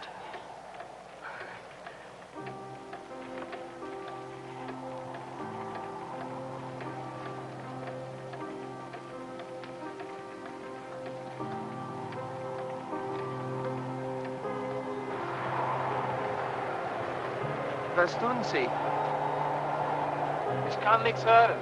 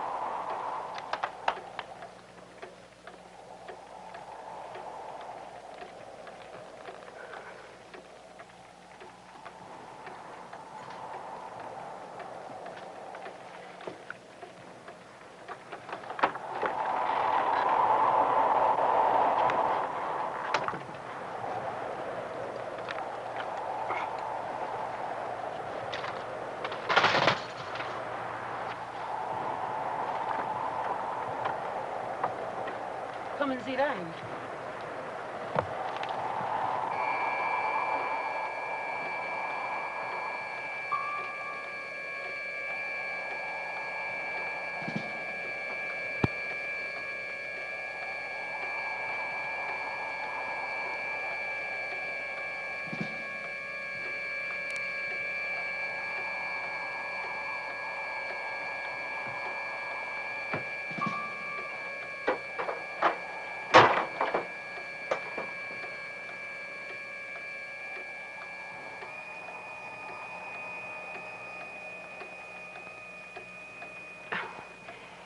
Stehen Sie nicht und frieren.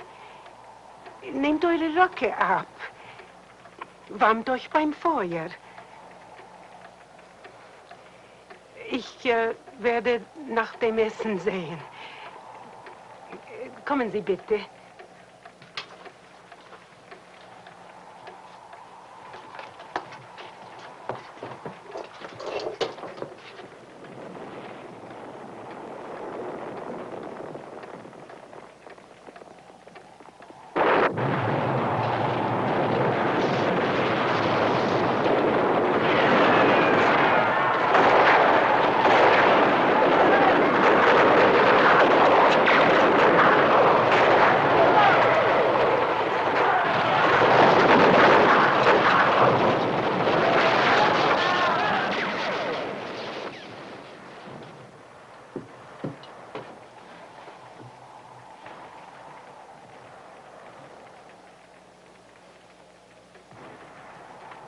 Maria, bitte das Tischgebet.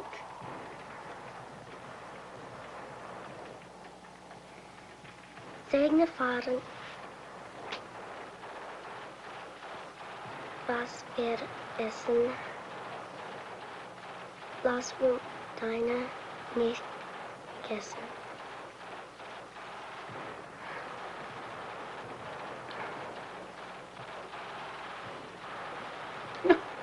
Bitte.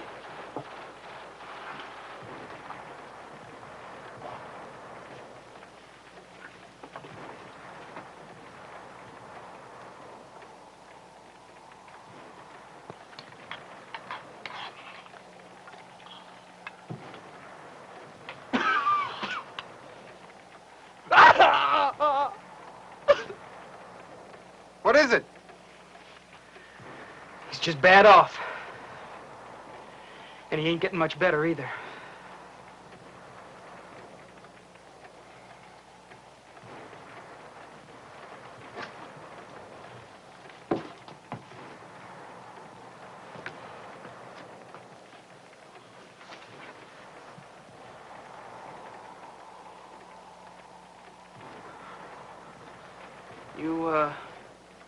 You a doctor?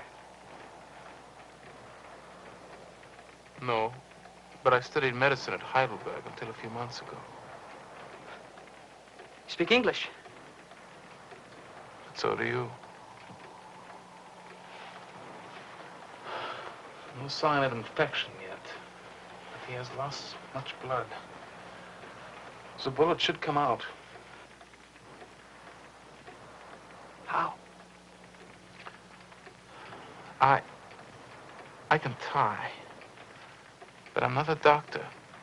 I cannot be certain that I will do it properly.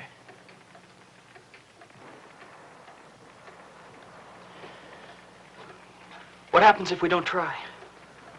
I cannot say. There may be infection and more bleeding.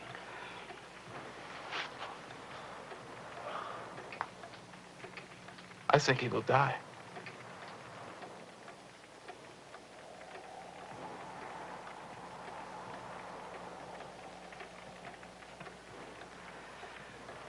Then let's try. Very well.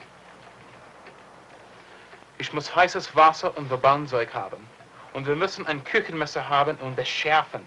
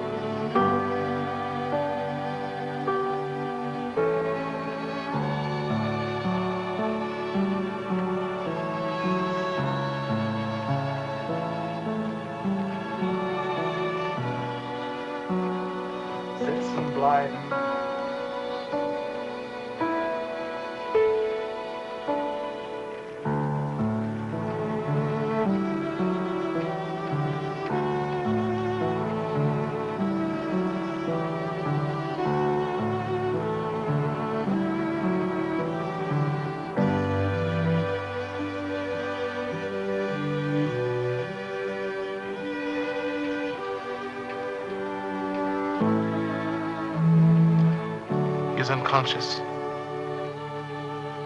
Now he will not feel the pain.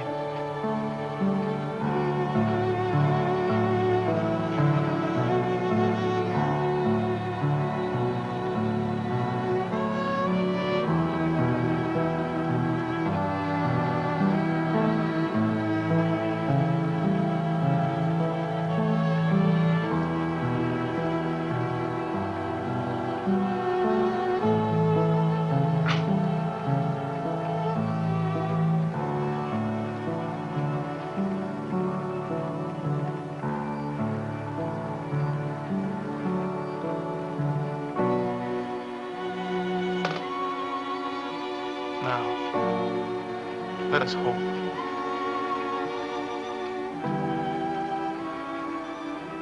Herr Jesus, wir beten zu dir, dass du mit dem jungen Mann auf seinem Schmerzenlagen bist. Berühre ihn mit deiner Liebe und Kraft. Heile ihn mit deinen göttlichen Geist,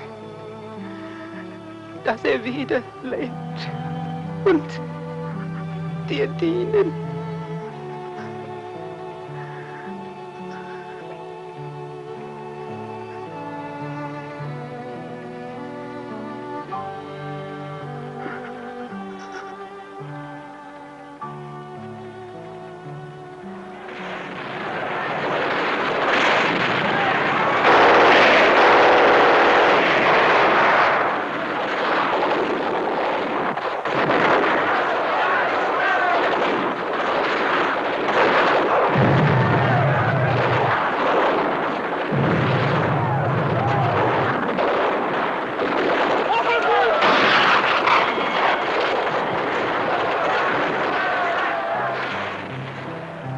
Siehe, des Herrn Engel trat zu ihnen, und die Klarheit des Herrn leuchtete sie, und sie fürchteten sich sehr.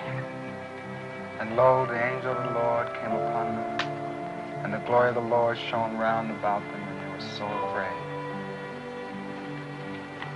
Und der Engel sprach zu ihnen, fürchtet euch nicht. Siehe, ich verkündige euch große Freude, die allem Volk widerfahren wird. And the angel said unto them, Fear not, for behold, I bring you good tidings of great joy, which shall be to all people. Denn euch ist heute der Heiland geboren, welcher ist Christus, der Herr in der Stadt David. For unto you is born this day in the city of David a Savior, which is Christ the Lord. Und es habt zum Zeichen, ihr werdet finden das Kind in Windeln gewickelt und in einer Krippe liegen. And this shall be a sign unto you. Ye shall find the babe wrapped in swaddling clothes, lying in a manger. Und alsbald war dabei den Engel, die Menge der himmlischen Herrscher, die lobten Gott und sprachen.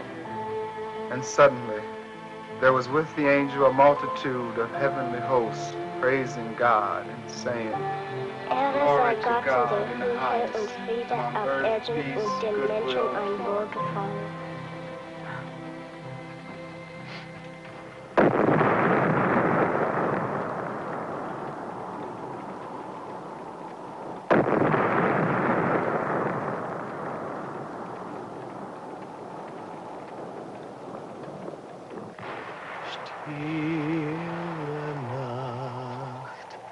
Heilige Nacht, alle schlaft, einsam war, nur das traute Hochheilige war.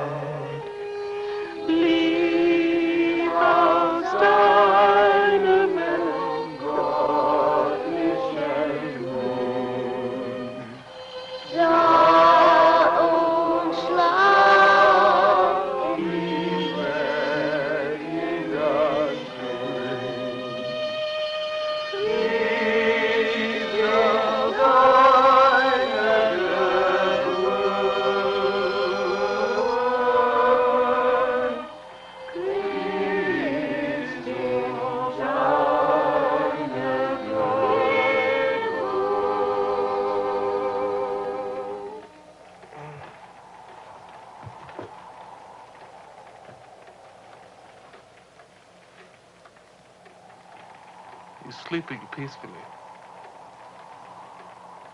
No fever. No infection. I think it'll be all right.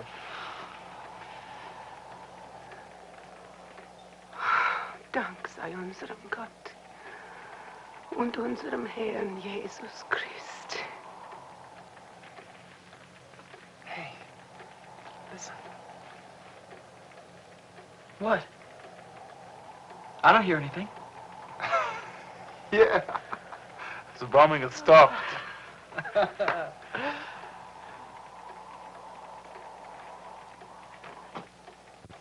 Mutter, komm und sieh! Schnell! Das Stern von Bethlehem.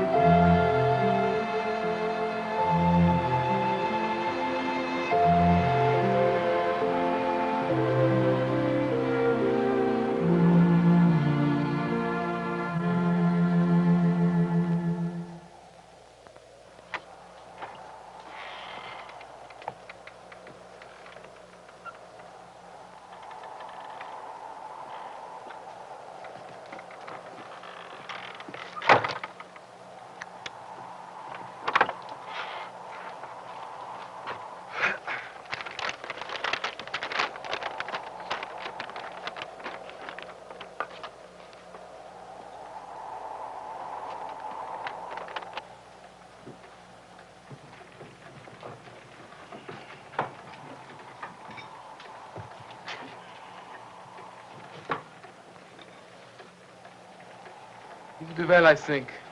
But he should rest another day before you move him. But we've got to get back to our unit. The war will still be there tomorrow. Wollen Sie ihm noch einen Tag helfen, bitte? Ja, natürlich. Dankeschön for everything. Bitte.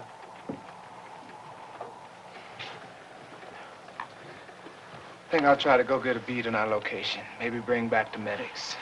We're not too far from Monschau. Nein, ihr dürft nicht nach Monschau gehen. Wir haben die Stadt wieder genommen. He says that Monschau is now in German hands.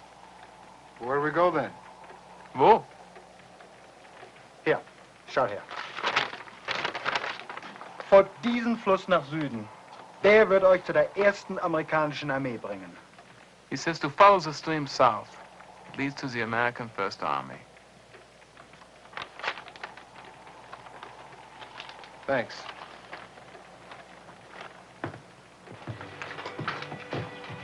Du, wo ist meine Pistole? Hier.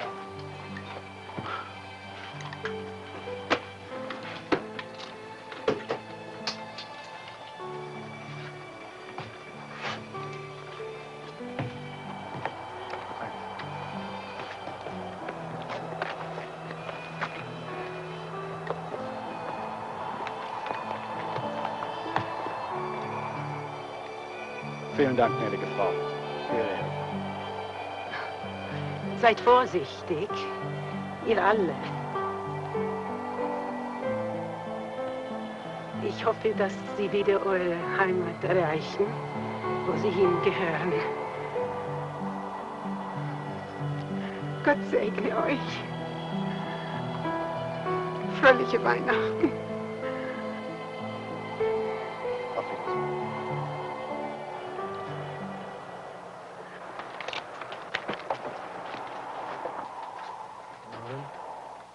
Norman? Yes, sonny. Is it Christmas? It sure is, Paisano. It sure is.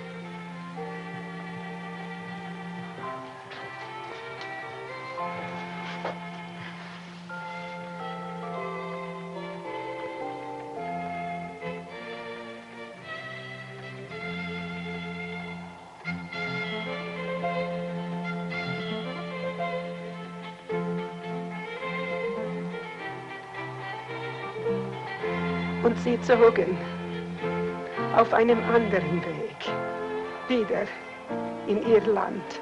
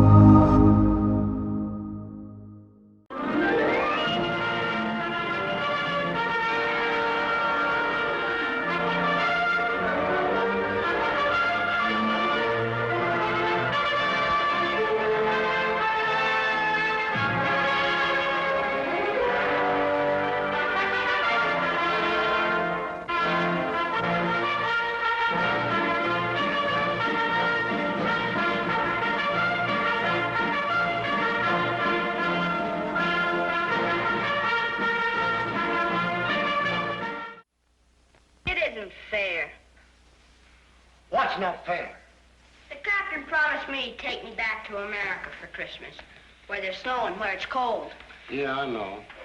And the colonel promised the captain he could go, because the general promised the colonel. But somebody higher than the general changed the general's mind. Down through the chain of command came a big, fat, round no. My boy, you're in the army, you know. But I haven't seen any snow in my whole life. Oh, well, snow isn't so much. In the first place, it's not near as deep as it used to be when I was a boy. And in the second place, it's wet and cold and nothing to it, really.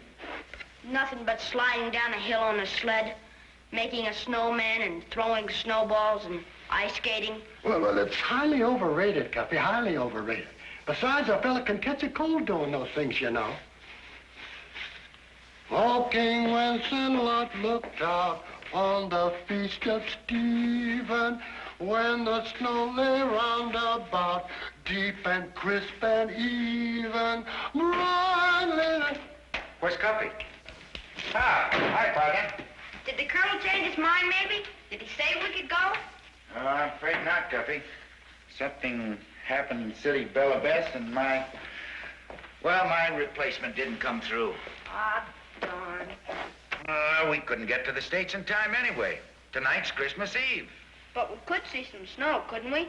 They don't turn off the snow the day after Christmas, do they? No, there's usually some left around. I was just telling Cubby, Captain, snow's not so much. Nasty, wet stuff usually turns out to be slush anyway. He's right, Cubby.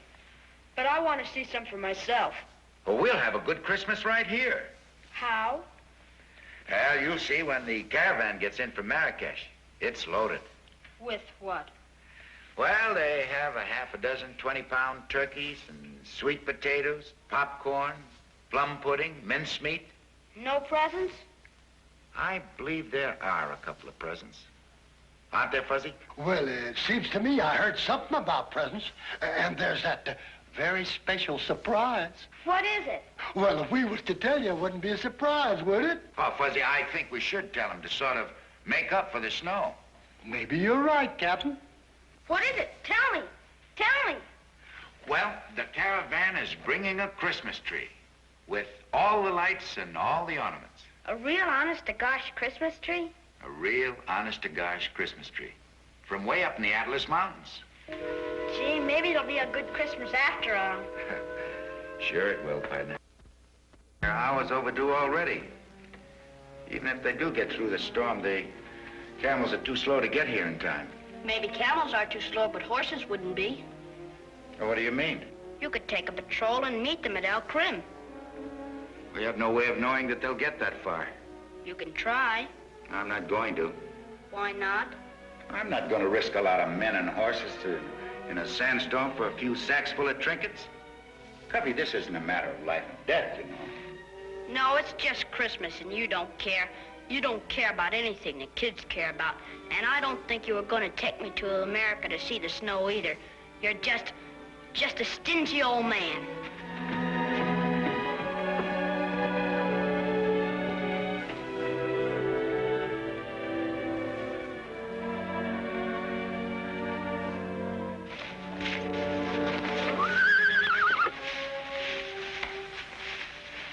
I can do this all right. You better go and saddle your own pony.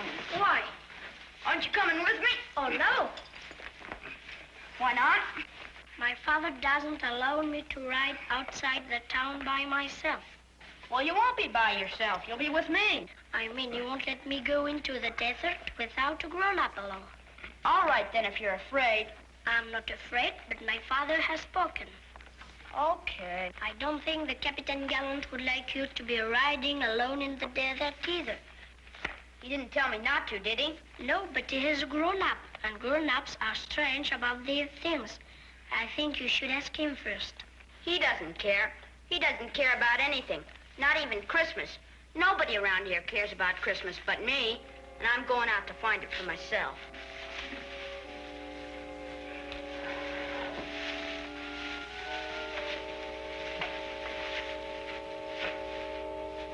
Come in. Find him? No, sir, not a trace. Nobody's seen him. I knew he was upset about Christmas, but I didn't think he was so upset he'd miss a meal. I never heard of such a thing. It's plumb unnatural. Entree. Excuse me, Captain. This little one knows something. Abdullah, have you seen Cubby? Yes, mon capitaine. Where? In the stable. When? 2 hours, maybe 3. What'd he say? He said he was going to find Christmas. The caravan. That sounds like it.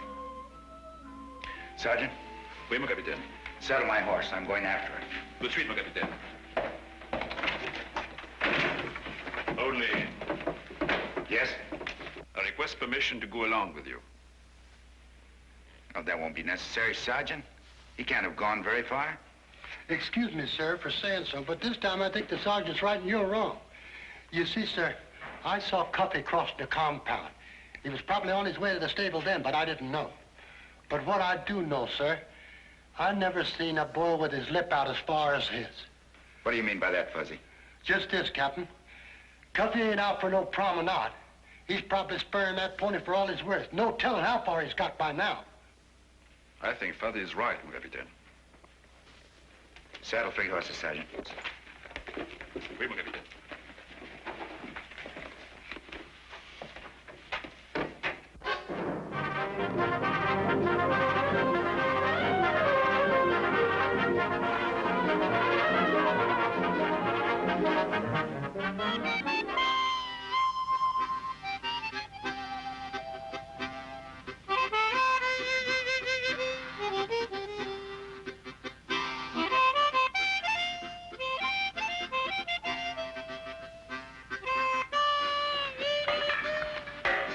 Hey, where are you going? Dear, there's no duty today. Tonight's Christmas Eve, mon vieux. Not even the Legion works today. Sure, I know, and tomorrow's Christmas. And I aim to see it's a merry one. I don't get you. Cubby's gone and got himself lost out there. What do you mean he's lost? I'm telling you, the poor kid's lost. The desert is a big place.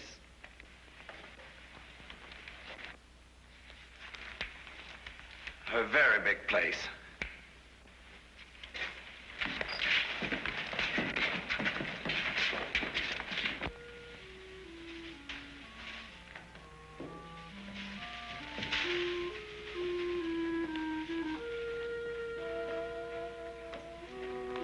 Well, Baba, this is as far as we can go. There isn't another oasis out there for nearly 100 miles. And it's too late to get back to the fort. So we just gotta camp out here tonight.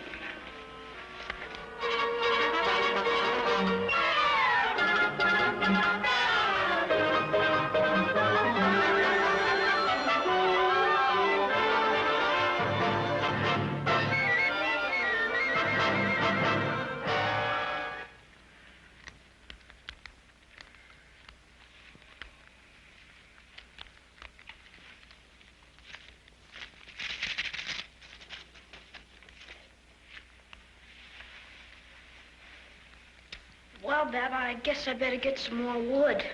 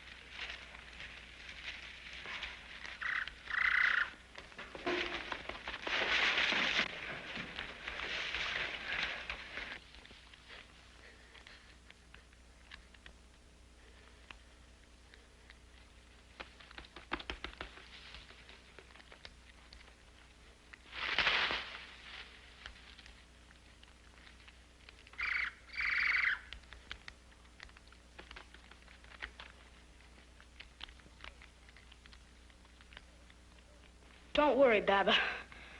That was just a bird. I think.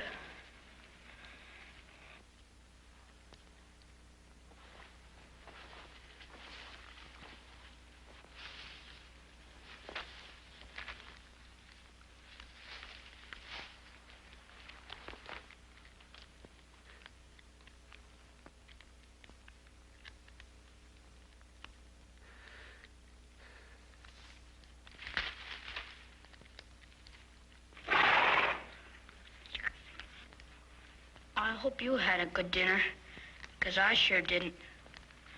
There's only green dates on those trees.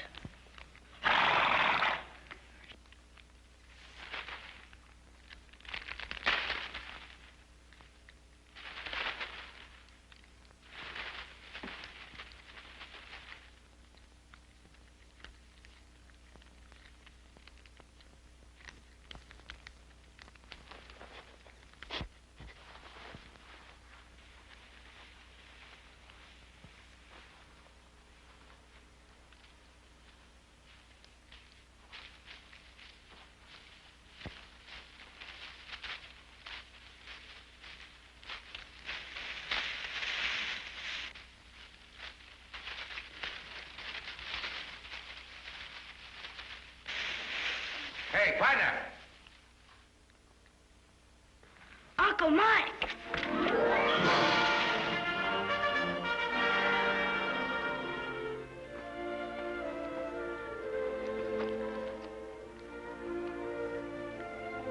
Gee, am I glad to see you, Uncle Mike. Are we glad to see you? Boy, what happened to you? It's a good thing the Colonel isn't here. There's one thing he can't stand, it's an untidy legionnaire.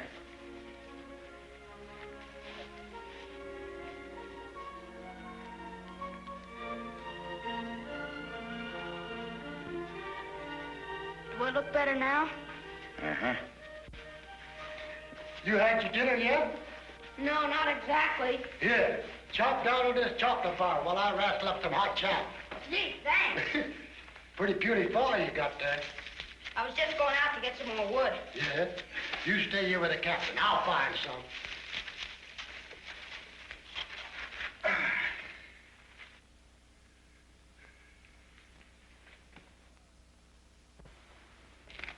I'm sorry, sir. Yeah, you should be, Cuffy. You had us all worried. You know, anything might have happened to you out there in the desert, alone at night. I know. Didn't you think of that before you left the fort without permission? No, sir. I was just thinking about Christmas. I thought if I could find the caravan, I could bring in the presents myself. Christmas is a lot more than Cuffy. I know it's turkey and snow and Christmas trees. And it's a lot more than that. It's peace in the hearts of men of goodwill everywhere. It's love for your fellow man. Yes, sir. Right now, there are a dozen men out there in the desert. They're not spending a comfortable Christmas Eve in their barracks. They're out there in the dark and the cold. Do you know why, Cuffy? No, sir. Because they're men of goodwill. They weren't assigned to this duty. They volunteered. Because they love you, Cuffy. There can be no greater Christmas present than that. Gee, I'm sorry. I'll be glad, Cuffy, that there are men like that in the world. Freeze, me brave. Are you all right, Cuffy? Fine. Well, it's been quite a night, hasn't it? Are you well, my friend? Yes, thank you. I'm sorry I put you to all this trouble.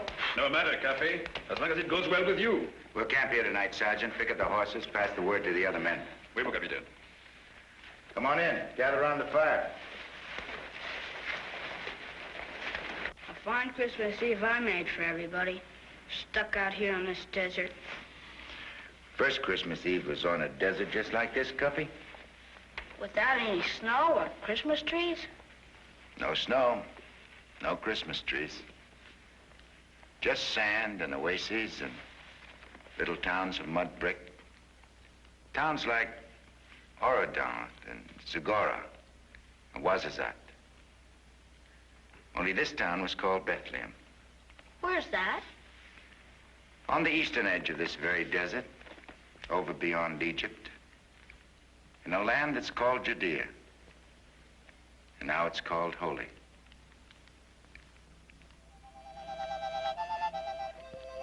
It was on a night like this, nearly 2,000 years ago, that a man named Joseph and his wife Mary came to Bethlehem to pay their taxes. And it was a long, hard trip, because Mary was expecting a baby very soon. It was late when Joseph and Mary got to town. There wasn't any room at the inn because a lot of other people had come to town to pay their taxes. And Joseph was worried. He couldn't ask Mary to sleep out on the desert under the circumstances. And then what happened? Well, that night in that stable in Bethlehem, Mary's baby was born. Jesus? That's right. A lot of strange things happened the night that Jesus was born. Another angel appeared in the sky above some shepherds who were watching their flocks. And a star appeared in the east. And 3 wise men saw that star and knew that it meant the King of the Jews had been born. And they followed the star all night across the desert until it stood still above the town of Bethlehem. And they knew that it was here they would find the baby Jesus, lying in a manger, wrapped in swaddling clothes. The Prince of Peace, the Son of God, born in circumstances more humble than any ordinary man. And the wise men came, and they saw, and they worshiped. And they brought gifts, presents of gold, and frankincense, and myrrh.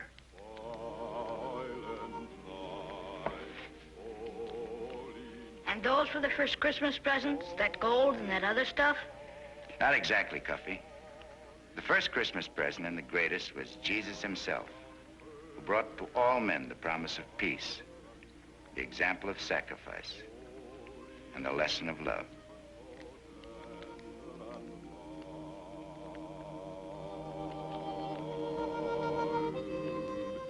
Cuffy, everybody, come here.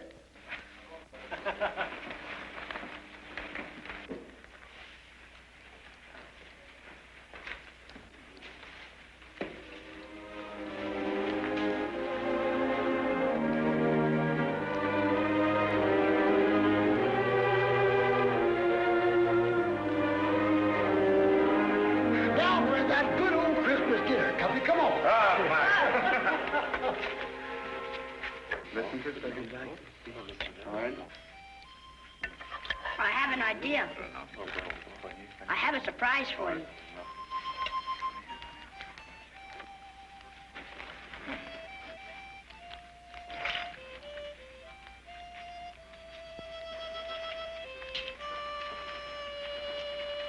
Merry Christmas, Sergeant. Joyeux Noël, Cuffy.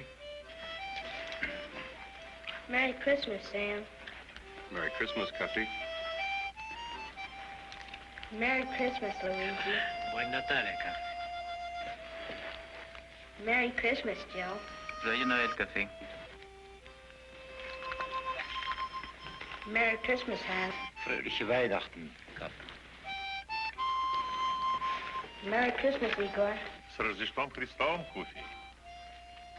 Merry Christmas, Bernard. Joyeux Noël, Cuffy.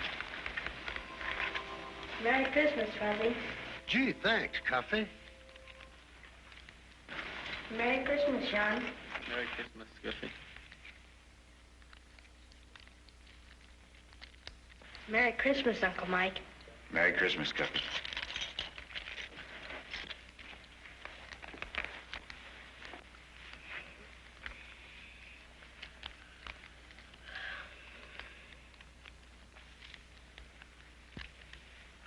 Fuzzy. Sergeant.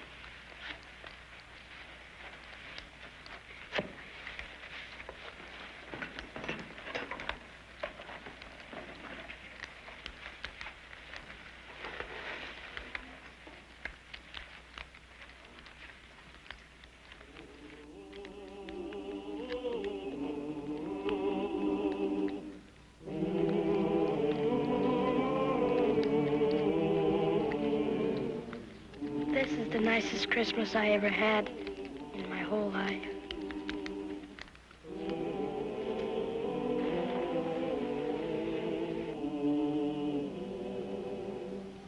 Noel.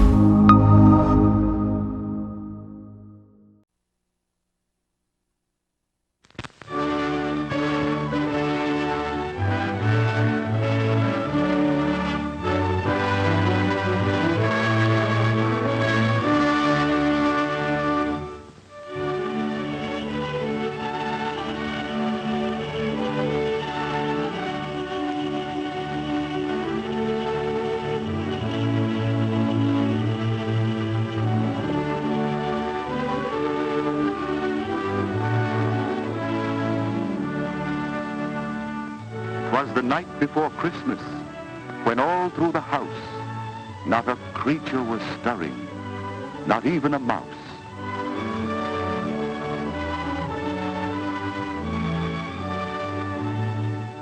The stockings were hung by the chimney with care, in hopes that St. Nicholas soon would be there.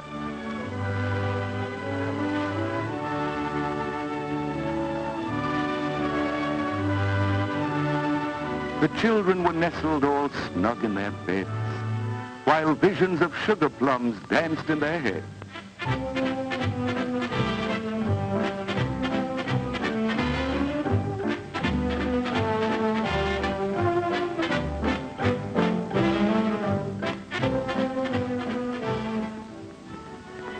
And Mama in her kerchief, and I in my cap, had just settled our brains for a long winter's nap, when out on the lawn there arose such a clatter, I sprang from my bed to see what was the matter.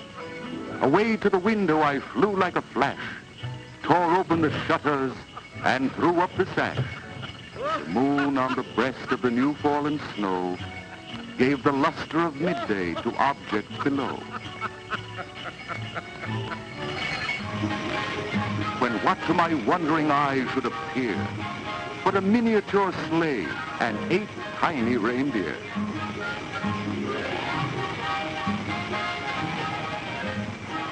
With a little old driver so lively and quick, I knew in a moment it must be St. Nick. More rapid than eagles his coursers they came, and he whistled and shouted and called them by name. Now, Dasher! Now, Dancer! Now, Prancer and Vixen! On, Comet! On, Cupid! On, Donder and Blitzen! To the top of the porch! To the tops of the wall! Now, dash away! Dash away! Dash away all! As dry leaves that before the wild hurricane fly, when they meet an obstacle, mount to the sky, so up to the housetop the coursers they flew, with the sleigh full of toys, and St. Nicholas too.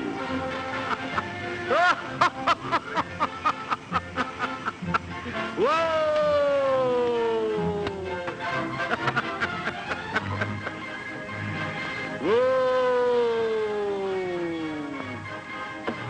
And then in a twinkling I heard on the roof the prancing and pawing of each little hoof.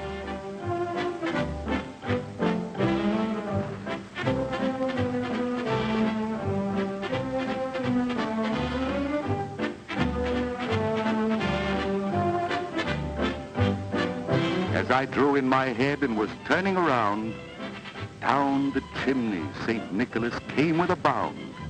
He was dressed all in fur from his head to his foot, and his clothes were all tarnished with ashes and soot.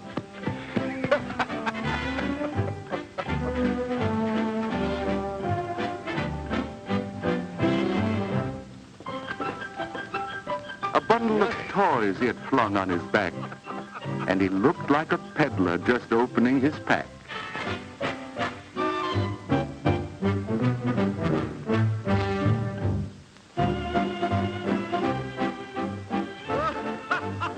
His eyes, how they twinkled. His dimples, how merry. His cheeks were like roses, his nose like a cherry. His droll little mouth was drawn up like a bow, and the beard on his chin was as white as the snow.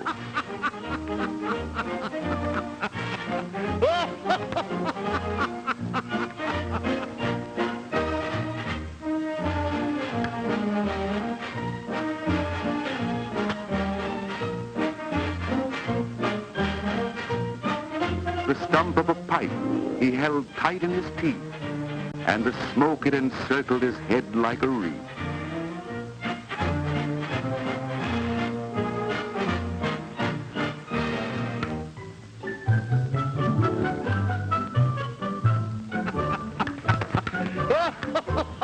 He had a broad face and a little round belly that shook when he laughed like a bowl full of jelly.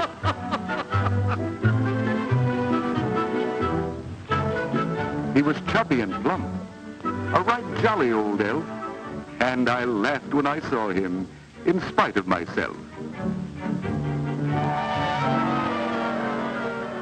A wink of his eye and a twist of his head soon gave me to know I had nothing to dread.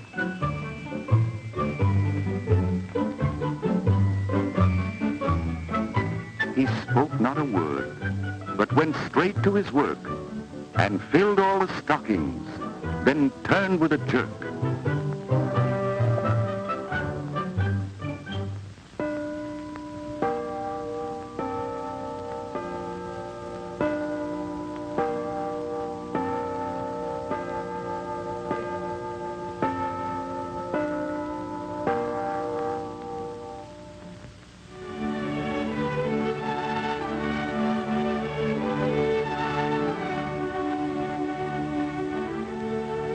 And laying his finger aside of his nose,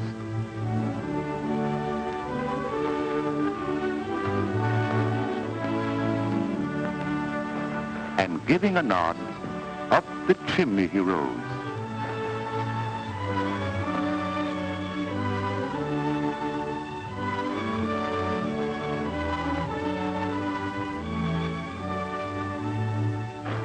He sprang to his sleigh, to his team gave a whistle, and away they all flew like the down of a thistle.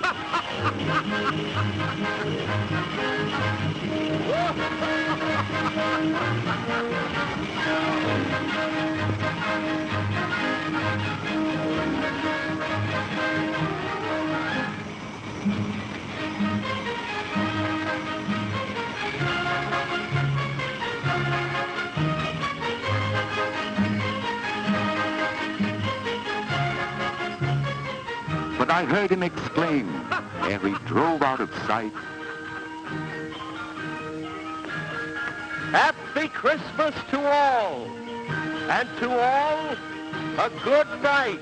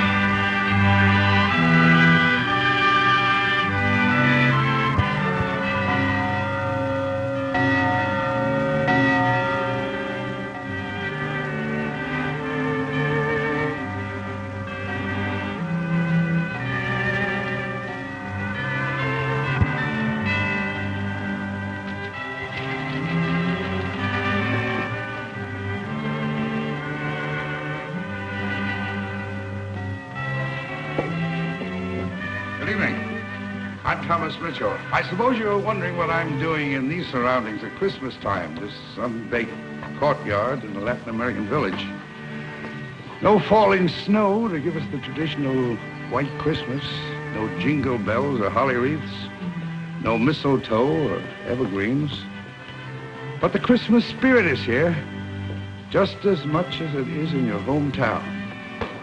Because Christmas is more than festive trappings and familiar symbols. It realms the human heart. It's a spirit that isn't confined to just one place. It belongs everywhere. So, we'd like to tell you a unique story of Christmas spirit that took place not in our own land, but in a Latin American village like this. It's a warm story about a custom that happens every year to people like these. Our story, Three Young Kings, begins here with this little girl.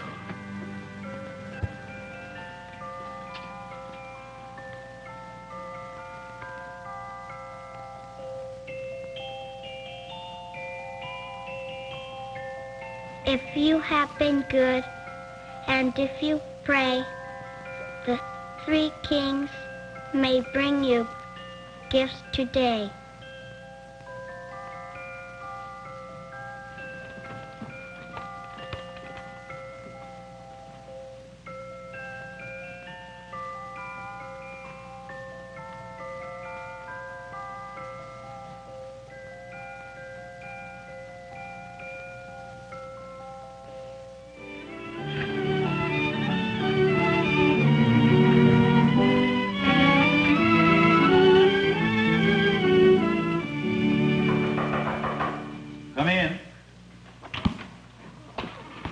Jose said you wanted to see us, Father.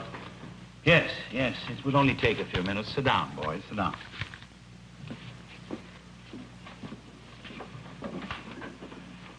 Children, tomorrow is the 6th of January. Lazaro, do you know what this day commemorates? The 6th of January commemorates the arrival of the three kings in Bethlehem, bearing gifts for the newly born. Muy bien. For that reason, the school will be closed tomorrow. We shall celebrate. Last year, as all the years before, you received your Christmas presents, as is our tradition, from the hands of the three kings. Of course, you may have suspected that they were not really the three kings.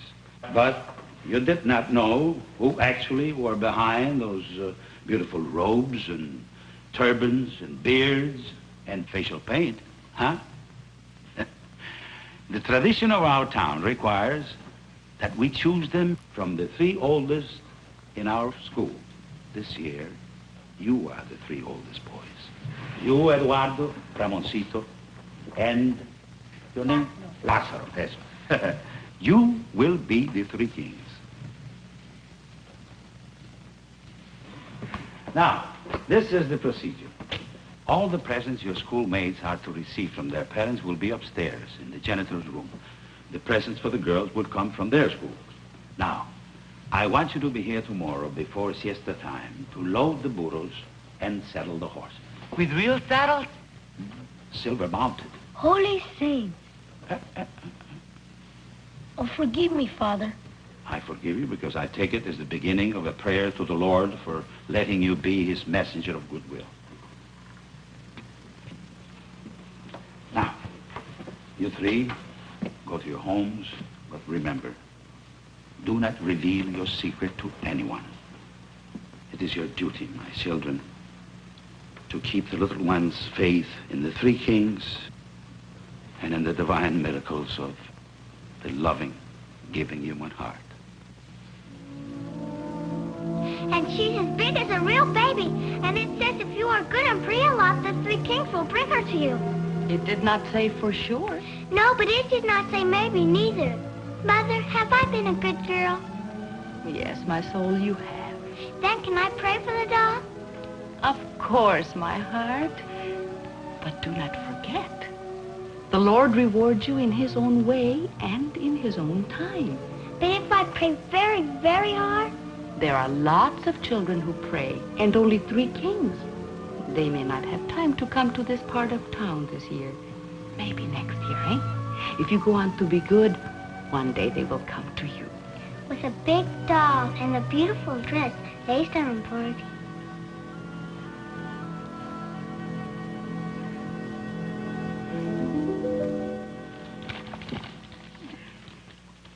This is for my little sister Anna. I'll bet it's that doll she wanted. Not there. All our presents go into this basket. We all live on the same street. Put it in here. You know, it's funny. Soon I'll be a king and deliver presents myself. Then again, I'll be Ramoncito. But how can Ramoncito believe in the three wise men when he knows there are only three stupid boys? You're wrong, Ramoncito. You're not nearly what you think you are, but what others believe you to be.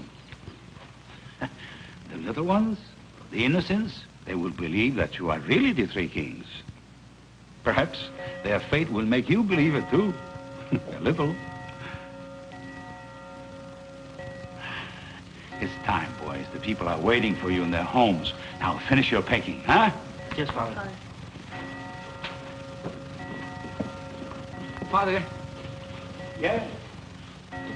Senor Montoro just bought this puppy. It is for his little son, Pedro. Oh, que bueno. Eduardo. Here, you take this dog and deliver it to the Montoros. Yes, Father.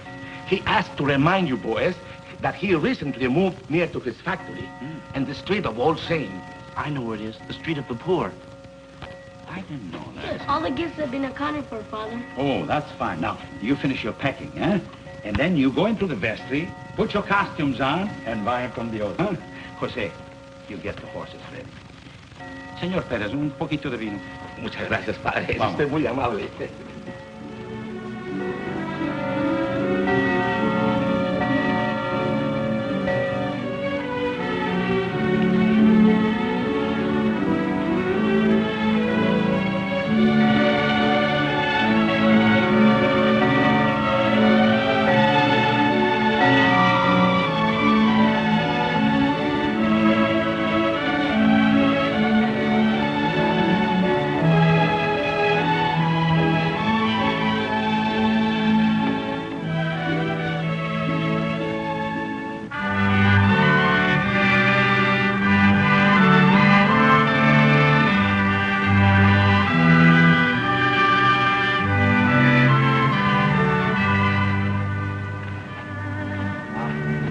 Ready, boys? Yes, Father. Yes, Father. Angelo! Okay, open the gate. Eduardo. Vamos.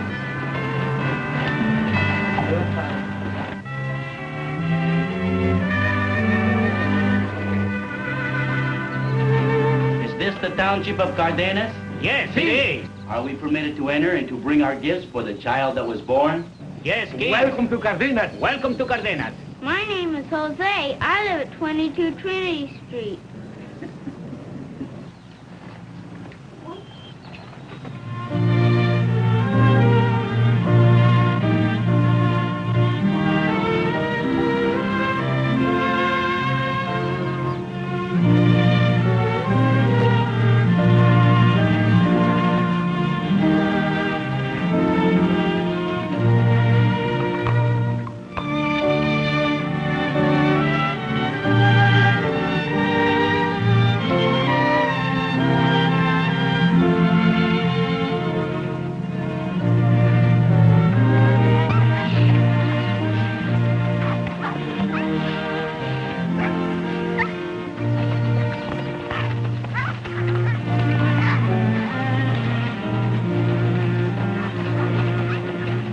This is too much.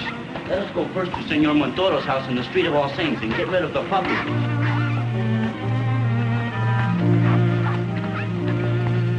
Mother of God, please, please. Mother of God, please tell the three kings to come. And I will be good all year, I promise. Please, please.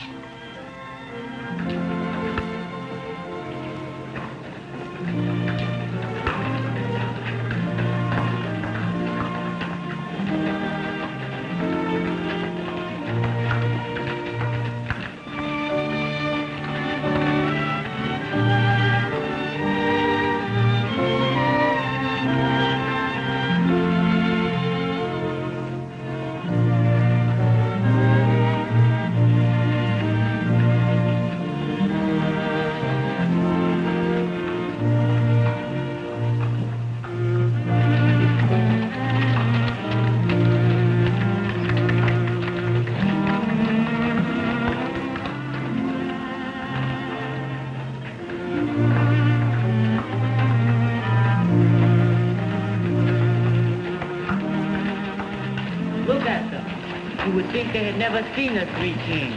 They haven't. The Three Kings never come to this neighborhood. Well, why not? Because the parents of these children cannot send packages to the school, that's why.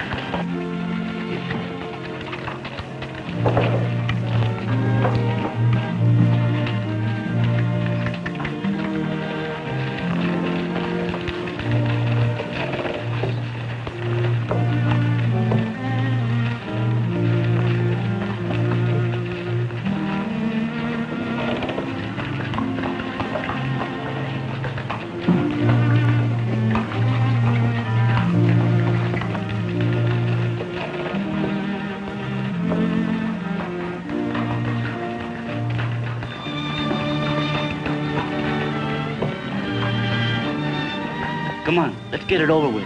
There's the Montoro house.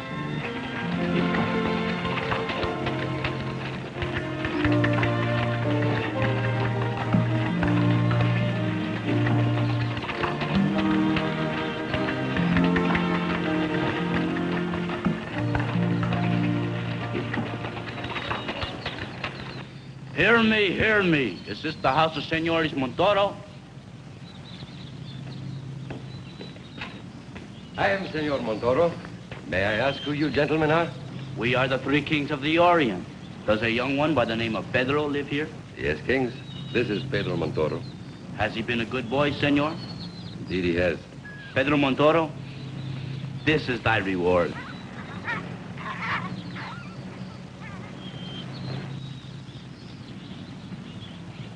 Will you kings enter my house for some refreshments? Thank you, senor, but we still have a great distance to travel. God be with you. Vaya con Dios.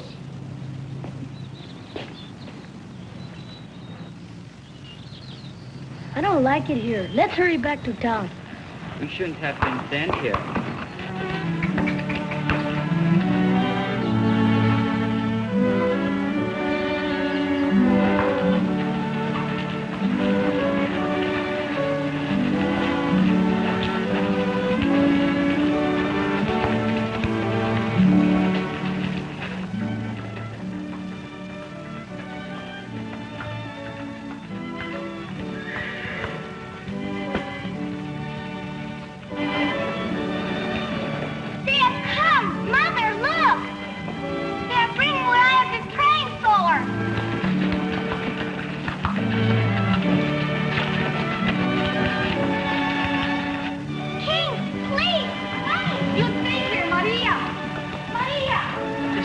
Let's get away from here.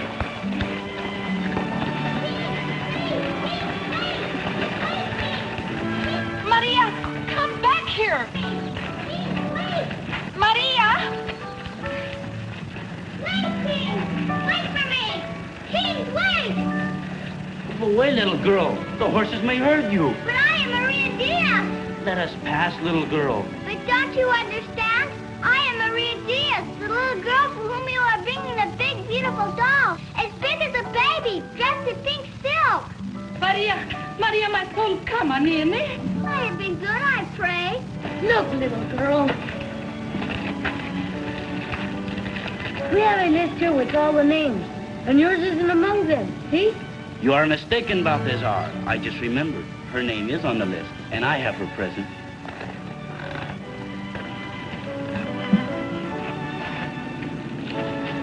You can't do that. It is my little sister's doll. She has already 5 dolls.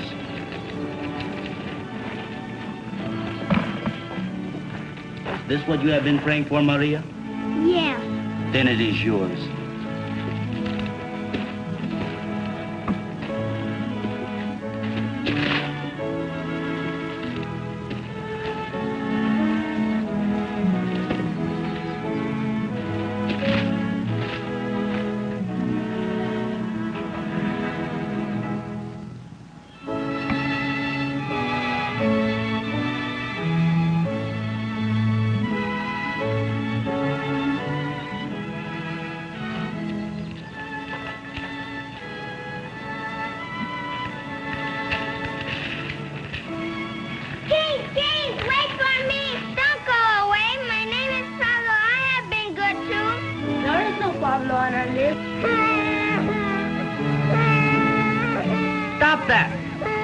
Do you hear me?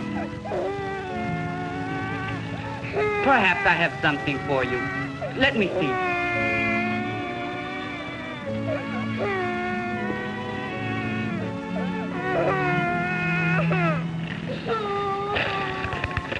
Here goes one of my little brother's presents.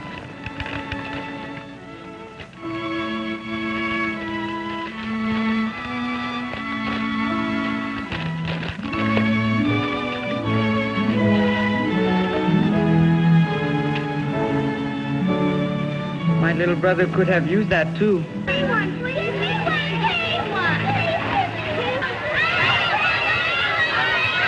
are we going to do? I gave my brother's presents away. One of his presents. I can't stand this. I'm going to give away all my brothers and sisters' presents too. How about you? What are we waiting for?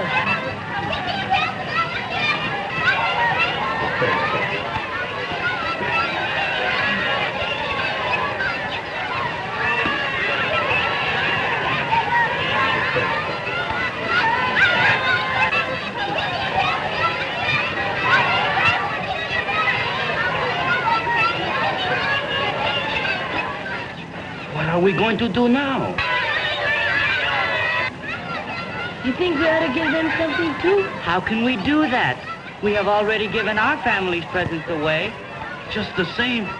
Listen to them. They've never had anything. We can't help that. The poor are always with us. Jesus says so in the Bible. He says so to remind us to do something about them. That's what my mother says to me. I think your mother is right, Lazaro. Come on, let's do something about them. Whatever you say, Eduardo. You're the boss. I am not the boss. Whenever we get into trouble, you always say, I am the boss. We're all in this together, and don't forget. It will be a scandal. The biggest Cardenas has ever seen. But who cares? When you start working miracles, you can't stop. Come on, little ones, come on.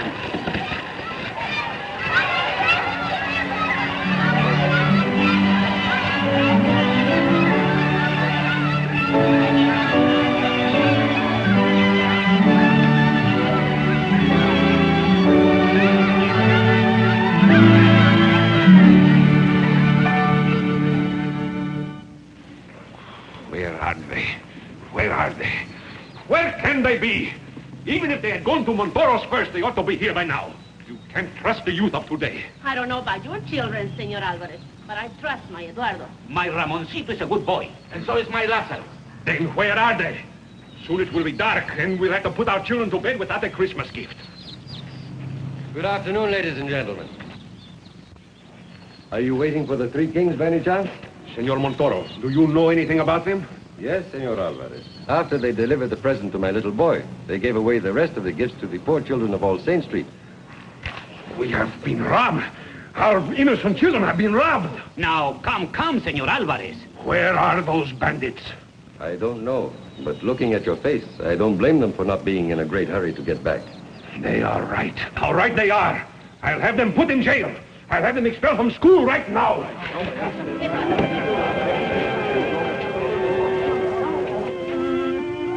Well,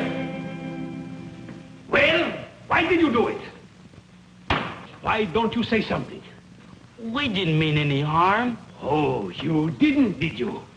Breaking the little hearts of our beloved little ones, damaging their innocent faith. And your pocketbook. They are thieves.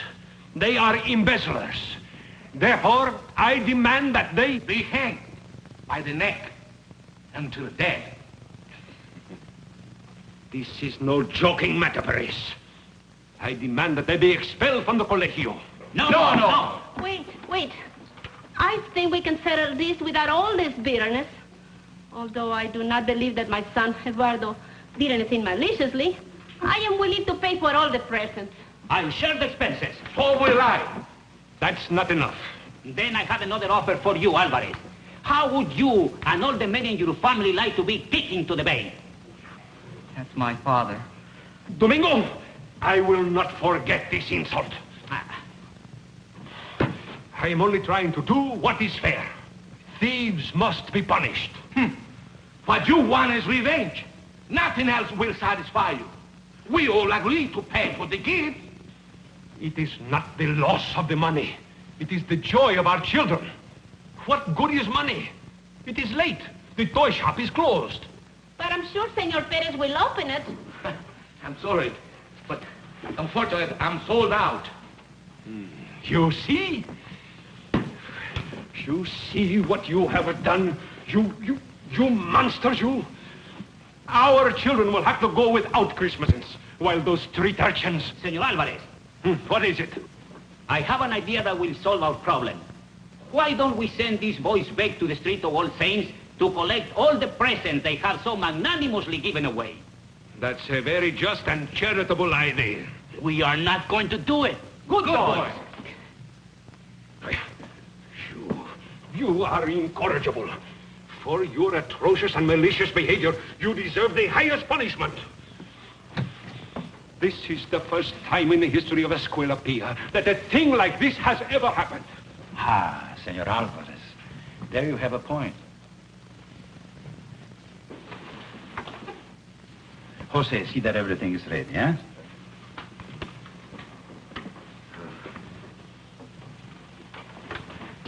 Take my place, Father. That is not your place.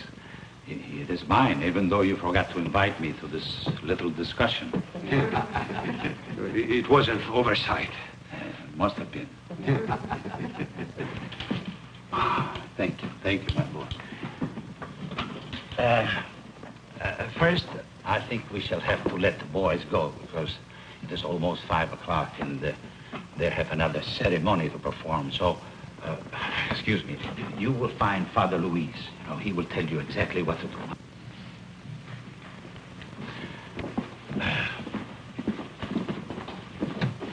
And now back to our scandal. Senor Alvarez here says that what happened today had never happened before, and I quite agree with him. For many, many years, on Three Kings Day, I have sent the 3 oldest boys of our school into town to deliver gifts to their schoolmates. And they have always distributed those gifts as I told them, because they were very good boys. Not until today have any pupils ever disobeyed me. Father, there's a delegation from the Street of All Saints. They're waiting in the schoolyard.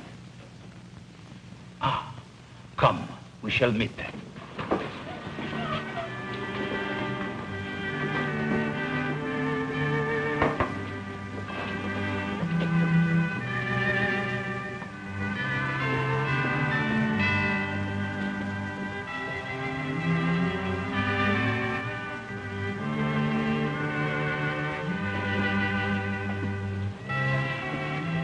Buenas tardes, Padre Miguel. Buenas tardes, Señora Díaz.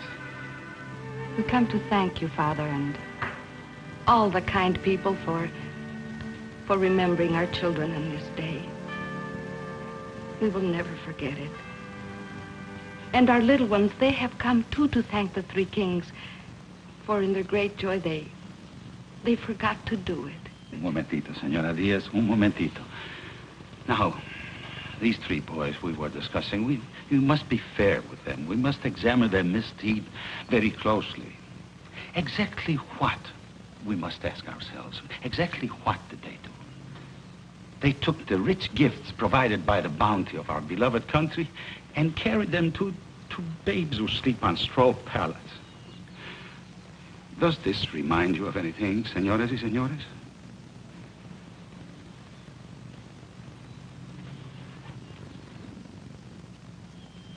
José, estamos listos.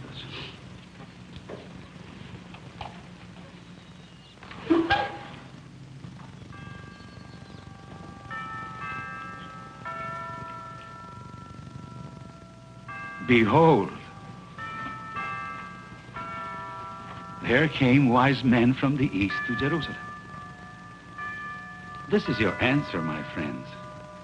The little babes from the street of All Saints reminded our boys of another babe, swaddled in coarse cloth, who slept on straw in a manger. And with this in mind, we have to realize that these three boys were not good boys. Not just ordinary good boys. They were Melchior, Gaspar, and Balthasar, my friends. Indeed, in the generosity of their hearts, in the sweetness of their spirits, in the courage of their resolve to do right, they are indeed three young kings.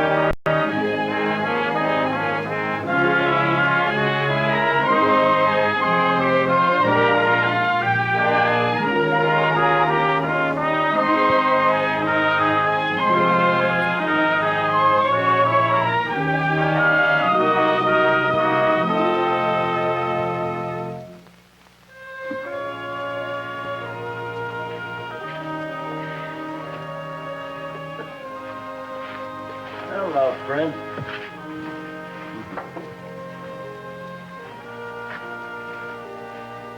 Steve? Anybody home? In here, Homer.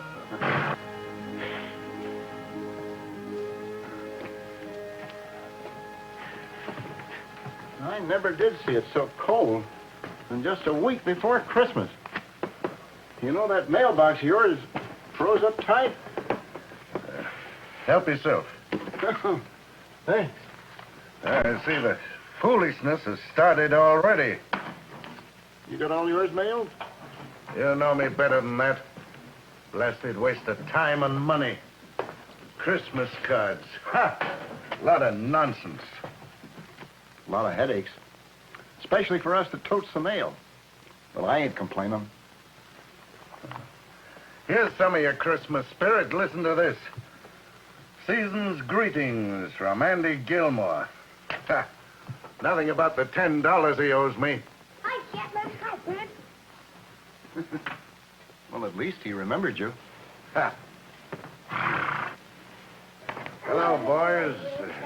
Hello, Mr. Morgan. Hi there, Rod. Donnie. Hello, Mr. Lake. Well, how come you youngsters are not out sledding weather like this? I wanted to see if Prince was warm enough. You've taken quite a shine to him now, haven't you, huh? He's the best pony ever was. Did you get that letter I put in the mailbox yesterday? Well, now, let me see. Who was it for? Santa Claus. I asked him for a new sled. My old one got busted.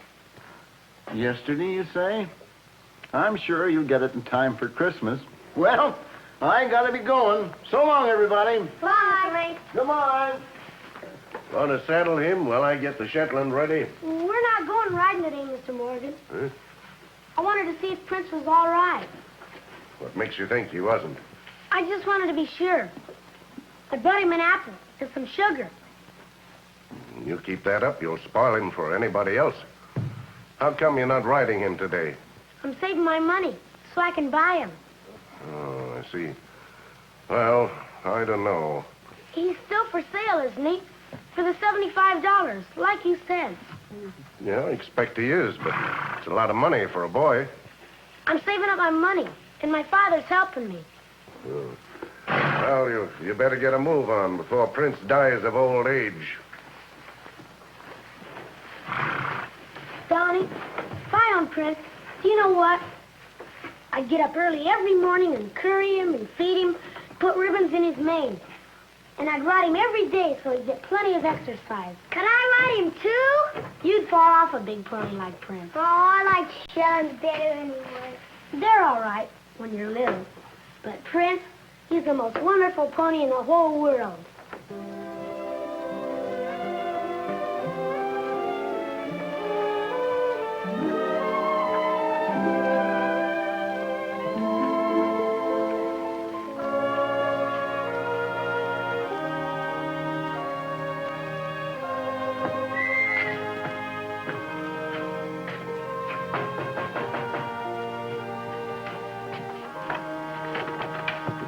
Hello, Homer. Howdy, Mr. Blaine. It's mighty cold. You want to come in and warm up a minute? Thanks. No, I can't take the time now the Christmas rush has started.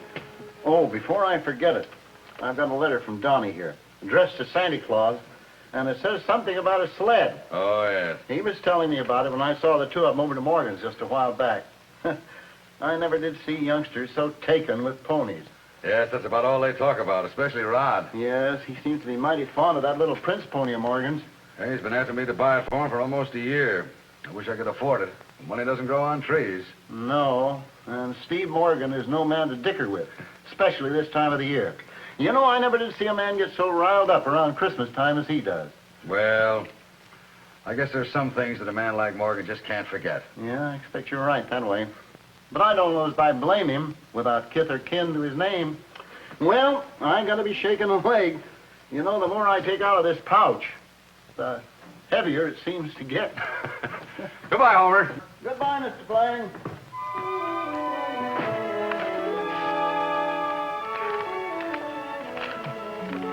The Andersons.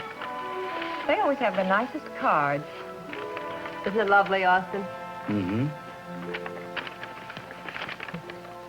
Well, look at this. Money order for $75 from Betty. A money order? Yes. Oh, listen to this. I remember how Rod had his heart set on that pony last summer, and I'd like him to have it as a Christmas present from his doting aunt. Well, that just about solves everything. I can't think of anything Rod would rather have. Pony? Prince, the one he's always talking about. Betty sure is a peach to do this. I dare say. But, Austin, don't you think we ought to give it a little thought? Well, what's there to think about? I'm sure your sister Betty meant to be generous, but I doubt if she realized the trouble she might be stirring up. Oh, Donnie? It might spoil everything we've tried to do. Well, put yourself in Donnie's place. Wouldn't you feel slighted? You know, he likes ponies, too. Well, what boy doesn't? Well, I'm sure he'll love that roll-top desk, the mechanical train, and don't forget the new sled. That's not the same. A pony's alive. It's something to care for. But this is a present to Rod from his aunt. It isn't as though we were playing favorites. That's just the point. Don't you see, Austin? A thing like that would make it all the more obvious to Donnie that Rod's only a stepbrother. That his real father's dead and you're only a stepfather. It would be the very thing we agreed we'd never do. We'd be doing it on our very first Christmas together as a family. Julie, I've thanked God many times that since Rod's mother passed on, you've been a real mother to him. And Rod and Donnie are growing up as brothers. I wouldn't do anything in the world to change that. Do you really think that Rod getting a pony could affect that? Donnie's only a baby. He couldn't possibly understand. There's no two ways about it. Rod would have a pony and Donnie wouldn't. Well, what do you want me to do? Send this back to Betty? I'd sooner see you do that than let it come between the boys. On the other hand, maybe we could use it to buy one of those little Shetlands and let them both share it. Rod's too big for a Shetland. Besides, Prince is the only pony he cares anything about. That sounds for all the world as if you're thinking only of your son. Julie, our son. They're both ours. I wish your sister would try and remember that. Sometimes she acts as if Donnie just didn't exist. Well, I'm sure she didn't mean Let's to. not discuss it any further right now. It's far too important for any snap judgments or decisions.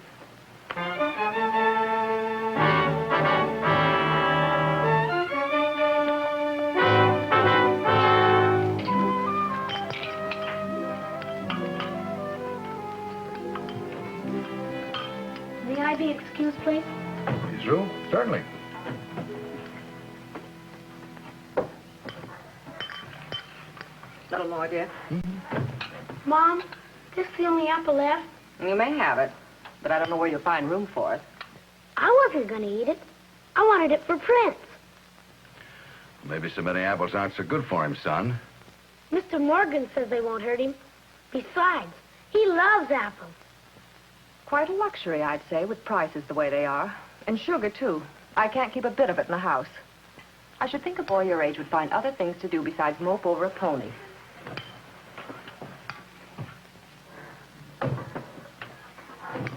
I think ponies are most fun than anything. Don't you, Daddy? As soon as I get big enough, Rod's gonna let me ride Prince. Aren't you, Rod? Maybe we will never have him. I bet you we will. I bet you Daddy'll help, too. Morning, Mommy. Big ponies like Prince cost a lot to feed, don't they? Me and Rod will work hard, so I'll never be hungry. Won't we, Rod? I'd never worry about feeding him once I owned him.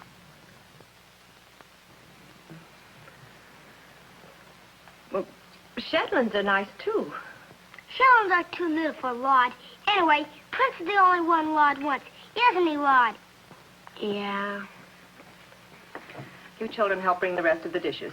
And I could do with a bit of help in the kitchen, too. Come on, hop to it, you two. Hold your napkins now. Put them in the rings. God bless Daddy and Mommy and Donnie in Jesus' name. And please help me, dear God, to find some jobs so I can buy Prince. I promise I'll always take good care of him. Please help me, dear God. In Jesus' name, amen. God bless Mommy and Daddy and Rod. Keep me safe in Jesus' name. Please, God, let Rod have his paw for Christmas. Amen.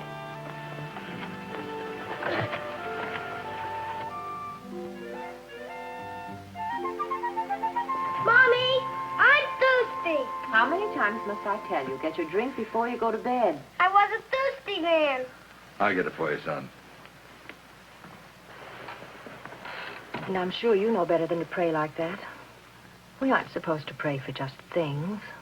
We mustn't ask God to do this or do that just because we want something, even though we want it very much. And besides, Rod, just asking for gifts for ourselves at Christmas time isn't the right thing. Christmas is the birthday of Jesus, our Savior.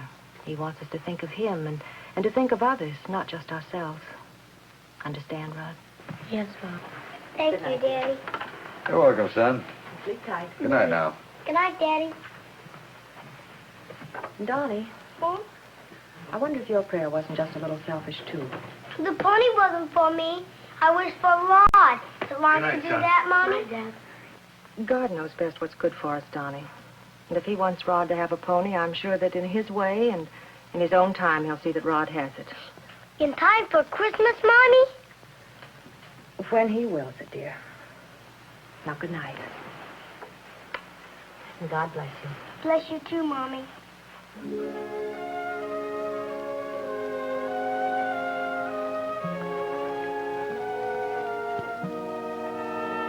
What? What do you want? Do you think God's angry with us? I don't think so. I asked him because I knew you wanted Prince so bad. I was only trying to help. Better get to sleep now. Night. Night.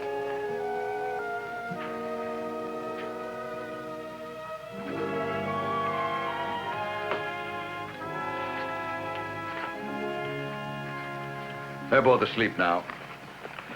Did you remember to get stamps today? Yeah, they're in my overcoat. You want them? No hurry. Just wanted to be sure. After hearing their prayers, I guess you realize how much that pony means to both of them. I'm afraid Donnie's been getting some wrong ideas about prayer. Well, you may be right about their praying for things. Still, they're both pretty young. You know, the more I think about it, the stronger I feel about Rod getting that pony. After hearing Donnie's prayer, I'm convinced he'd understand. Dear, it just wouldn't be fair. I don't know why you insist on upsetting the whole household over a silly pony. If anybody's upsetting things, I'd say it was you. That's not so, and you know it. I told you what I thought was the right thing to do, but you're insisting on doing it your way. You want me to buy them a Shetland. Well, what's wrong with that? At least they could both ride it. Now, we've been all over this before, and I don't intend to go over it again. What? Aren't you asleep yet? I heard him. I don't like to hear Mom and Dad talk like that. They'll be all right as soon as we get this pony business settled. Maybe Shetland would be all right. What about Prince? He's all right, but if Mom wants us to have a Shetland, maybe we should. But you always said they can't go fast like Prince. Anybody knows that, but we could still have fun with a Shetland. I guess there's no other pony in the world like Prince. When he's out in the pasture, I don't even have to whistle. He comes galloping up like he was going to jump right over the fence. Then he nuzzles my pocket like he knew just where the sugar is. And how he goes when I give him his head. His feet pound the dirt just like I was a Pony Express rider being chased by Indians. He makes the wind whistle right around my ears. And old Shetland could never do that, could he? Better get to sleep now before we catch a dick. Night.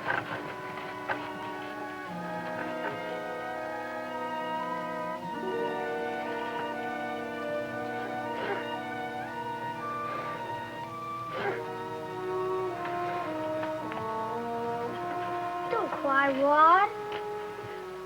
I'll be all right. Go back to bed.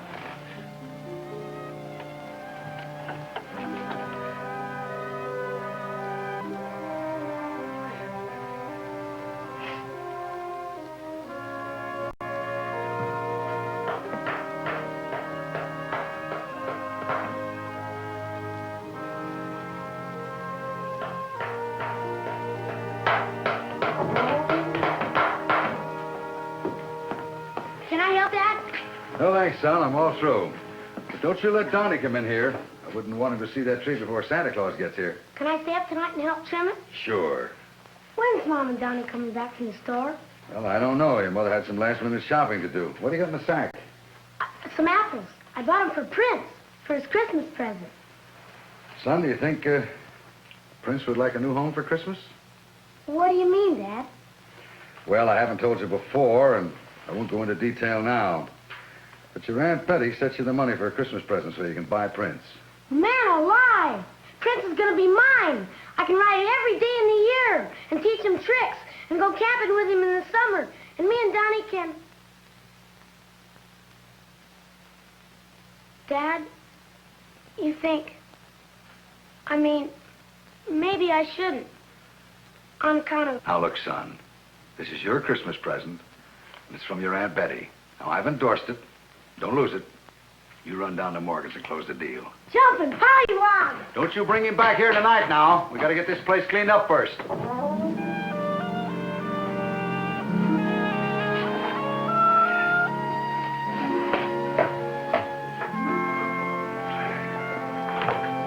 on tight. Get up, Tuffy.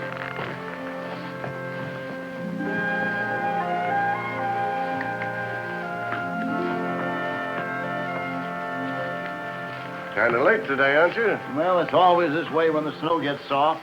Busiest days of the year for us. In fact, you're kind of busy, too. I saw more youngsters riding ponies today than the middle of summer. A lot of them home from school getting spoiled by their folks. Looks as if you could do with something to warm you up. Come on in. Now, don't go to no trouble. Right on the stove. Help yourself.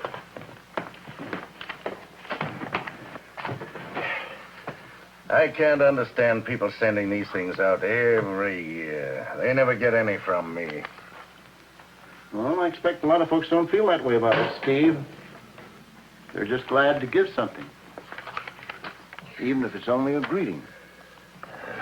Tommy Rot, wishing Merry Christmas to people he hardly speak to all year. All this nonsense about Santa Claus and how it's the good little kids that'll get the fullest stockings. What a fairy tale to be cluttering up kids' heads with. As if marking a day in bread on the calendar makes it better than any other day. And all this singing and preaching about peace on earth and goodwill to men. Ha! He never got to know about peace and goodwill. He never even got to start living. Fine Christian boy. Not even 20 when he left, was he, Steve?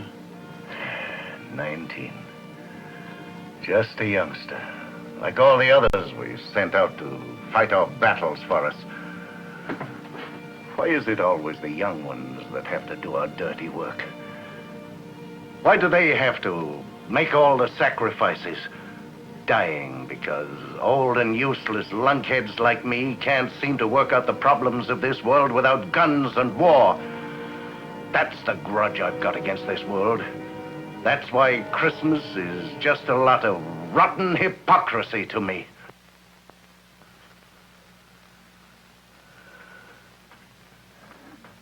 It happened on a Christmas Eve. The last Christmas Eve he ever saw. My only son. Broke his mother's heart. A year later, she was gone too. I expect I know how you feel, Steve.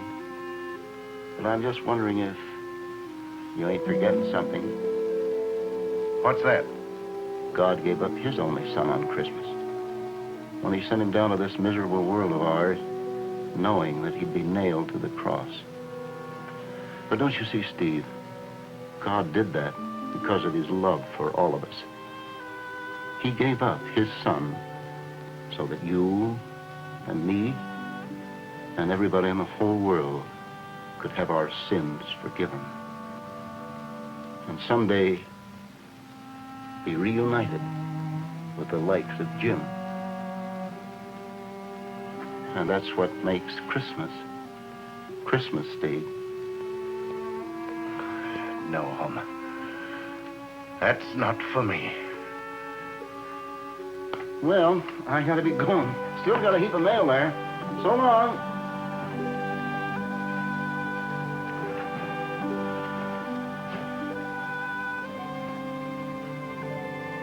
Merry Christmas, Steve.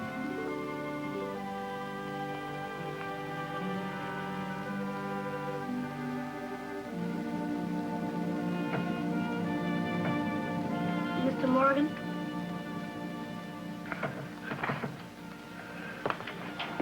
I've come to buy a pony. So you've come to buy Prince, eh? No, I want to buy a Shetland. That little gray one. You said he was $75, didn't you? But I don't want him till tomorrow. Until we get his stall fixed up. Shetland? Why, all you've ever talked about is Prince. I just decided on a Shetland. That's all.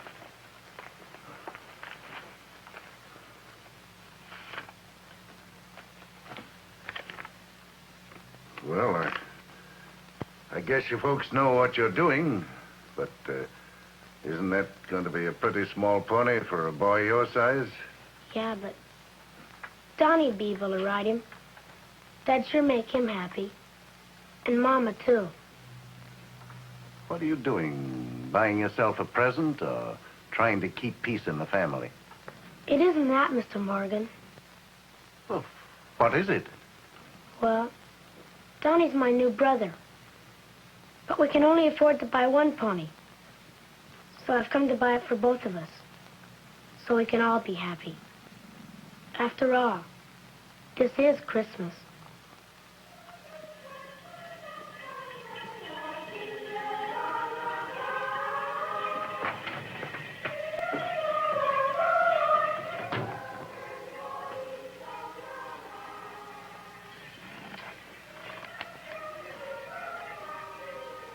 He was about your age, son, when he started pestering me for a pony. I didn't have this stable then, and I never got around to getting the pony. He kept after me year after year. It was always the same story. Couldn't afford it, had no place to keep it, something like that. Before I knew it, he was in uniform, and it was too late for him to ever think of a pony again. I guess that's why, after it was all over, I bought a dozen ponies and started the stable. As if seeing other kids enjoying themselves would make up for some of the fun he never had.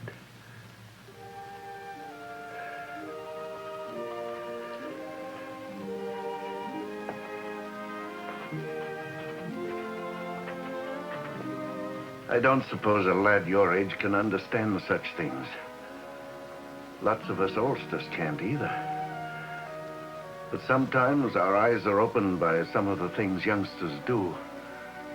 Things that we're too old and too selfish to ever think of doing ourselves. I'll make out a bill of sale and you can pick up the pony whenever you want. I'll be over tomorrow, right after church. Bye, Mr. Morgan. Bye.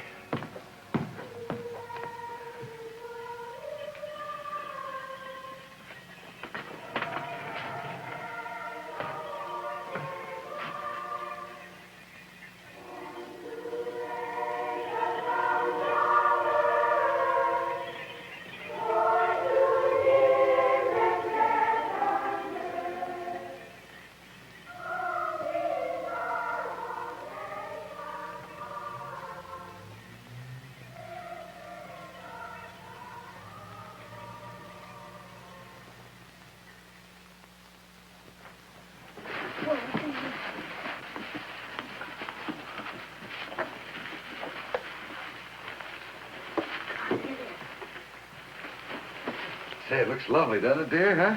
I'm so glad it fits. I was afraid it might be too small. Thank you, dear. Oh, you're welcome. Look at what? Just like a real choo-choo. Come on, let's take the track and fly it.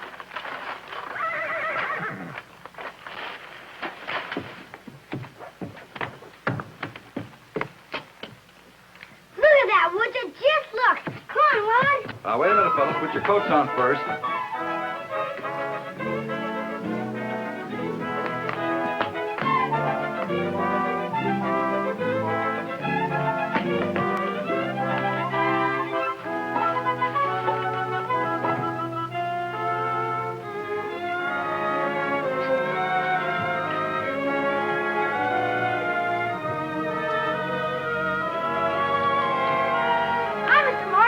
Hello, boys.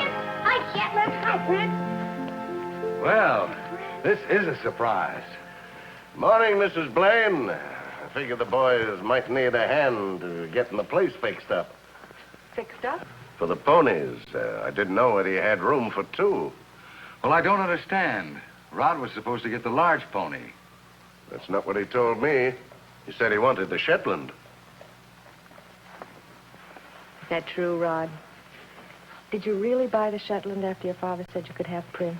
Yes, Mom. But two ponies. I still don't understand. I didn't either. For some time, but I got to figuring it. Two boys and one pony don't make sense. Besides, 'tis Christmas. I suppose there have always been boys wanting ponies for Christmas. There always will. But we're apt to forget that they don't stay boys very long. And after a while, they've left us, and it's too late for ponies and anything else. Here are the bills of sale for Prince and the Shetland.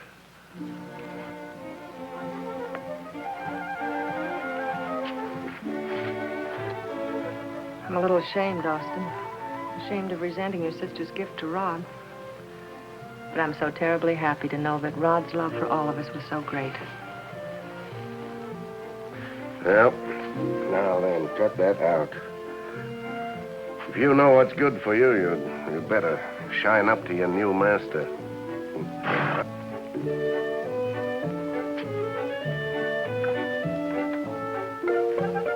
Hi, boy. Hi. You're beautiful. Yeah.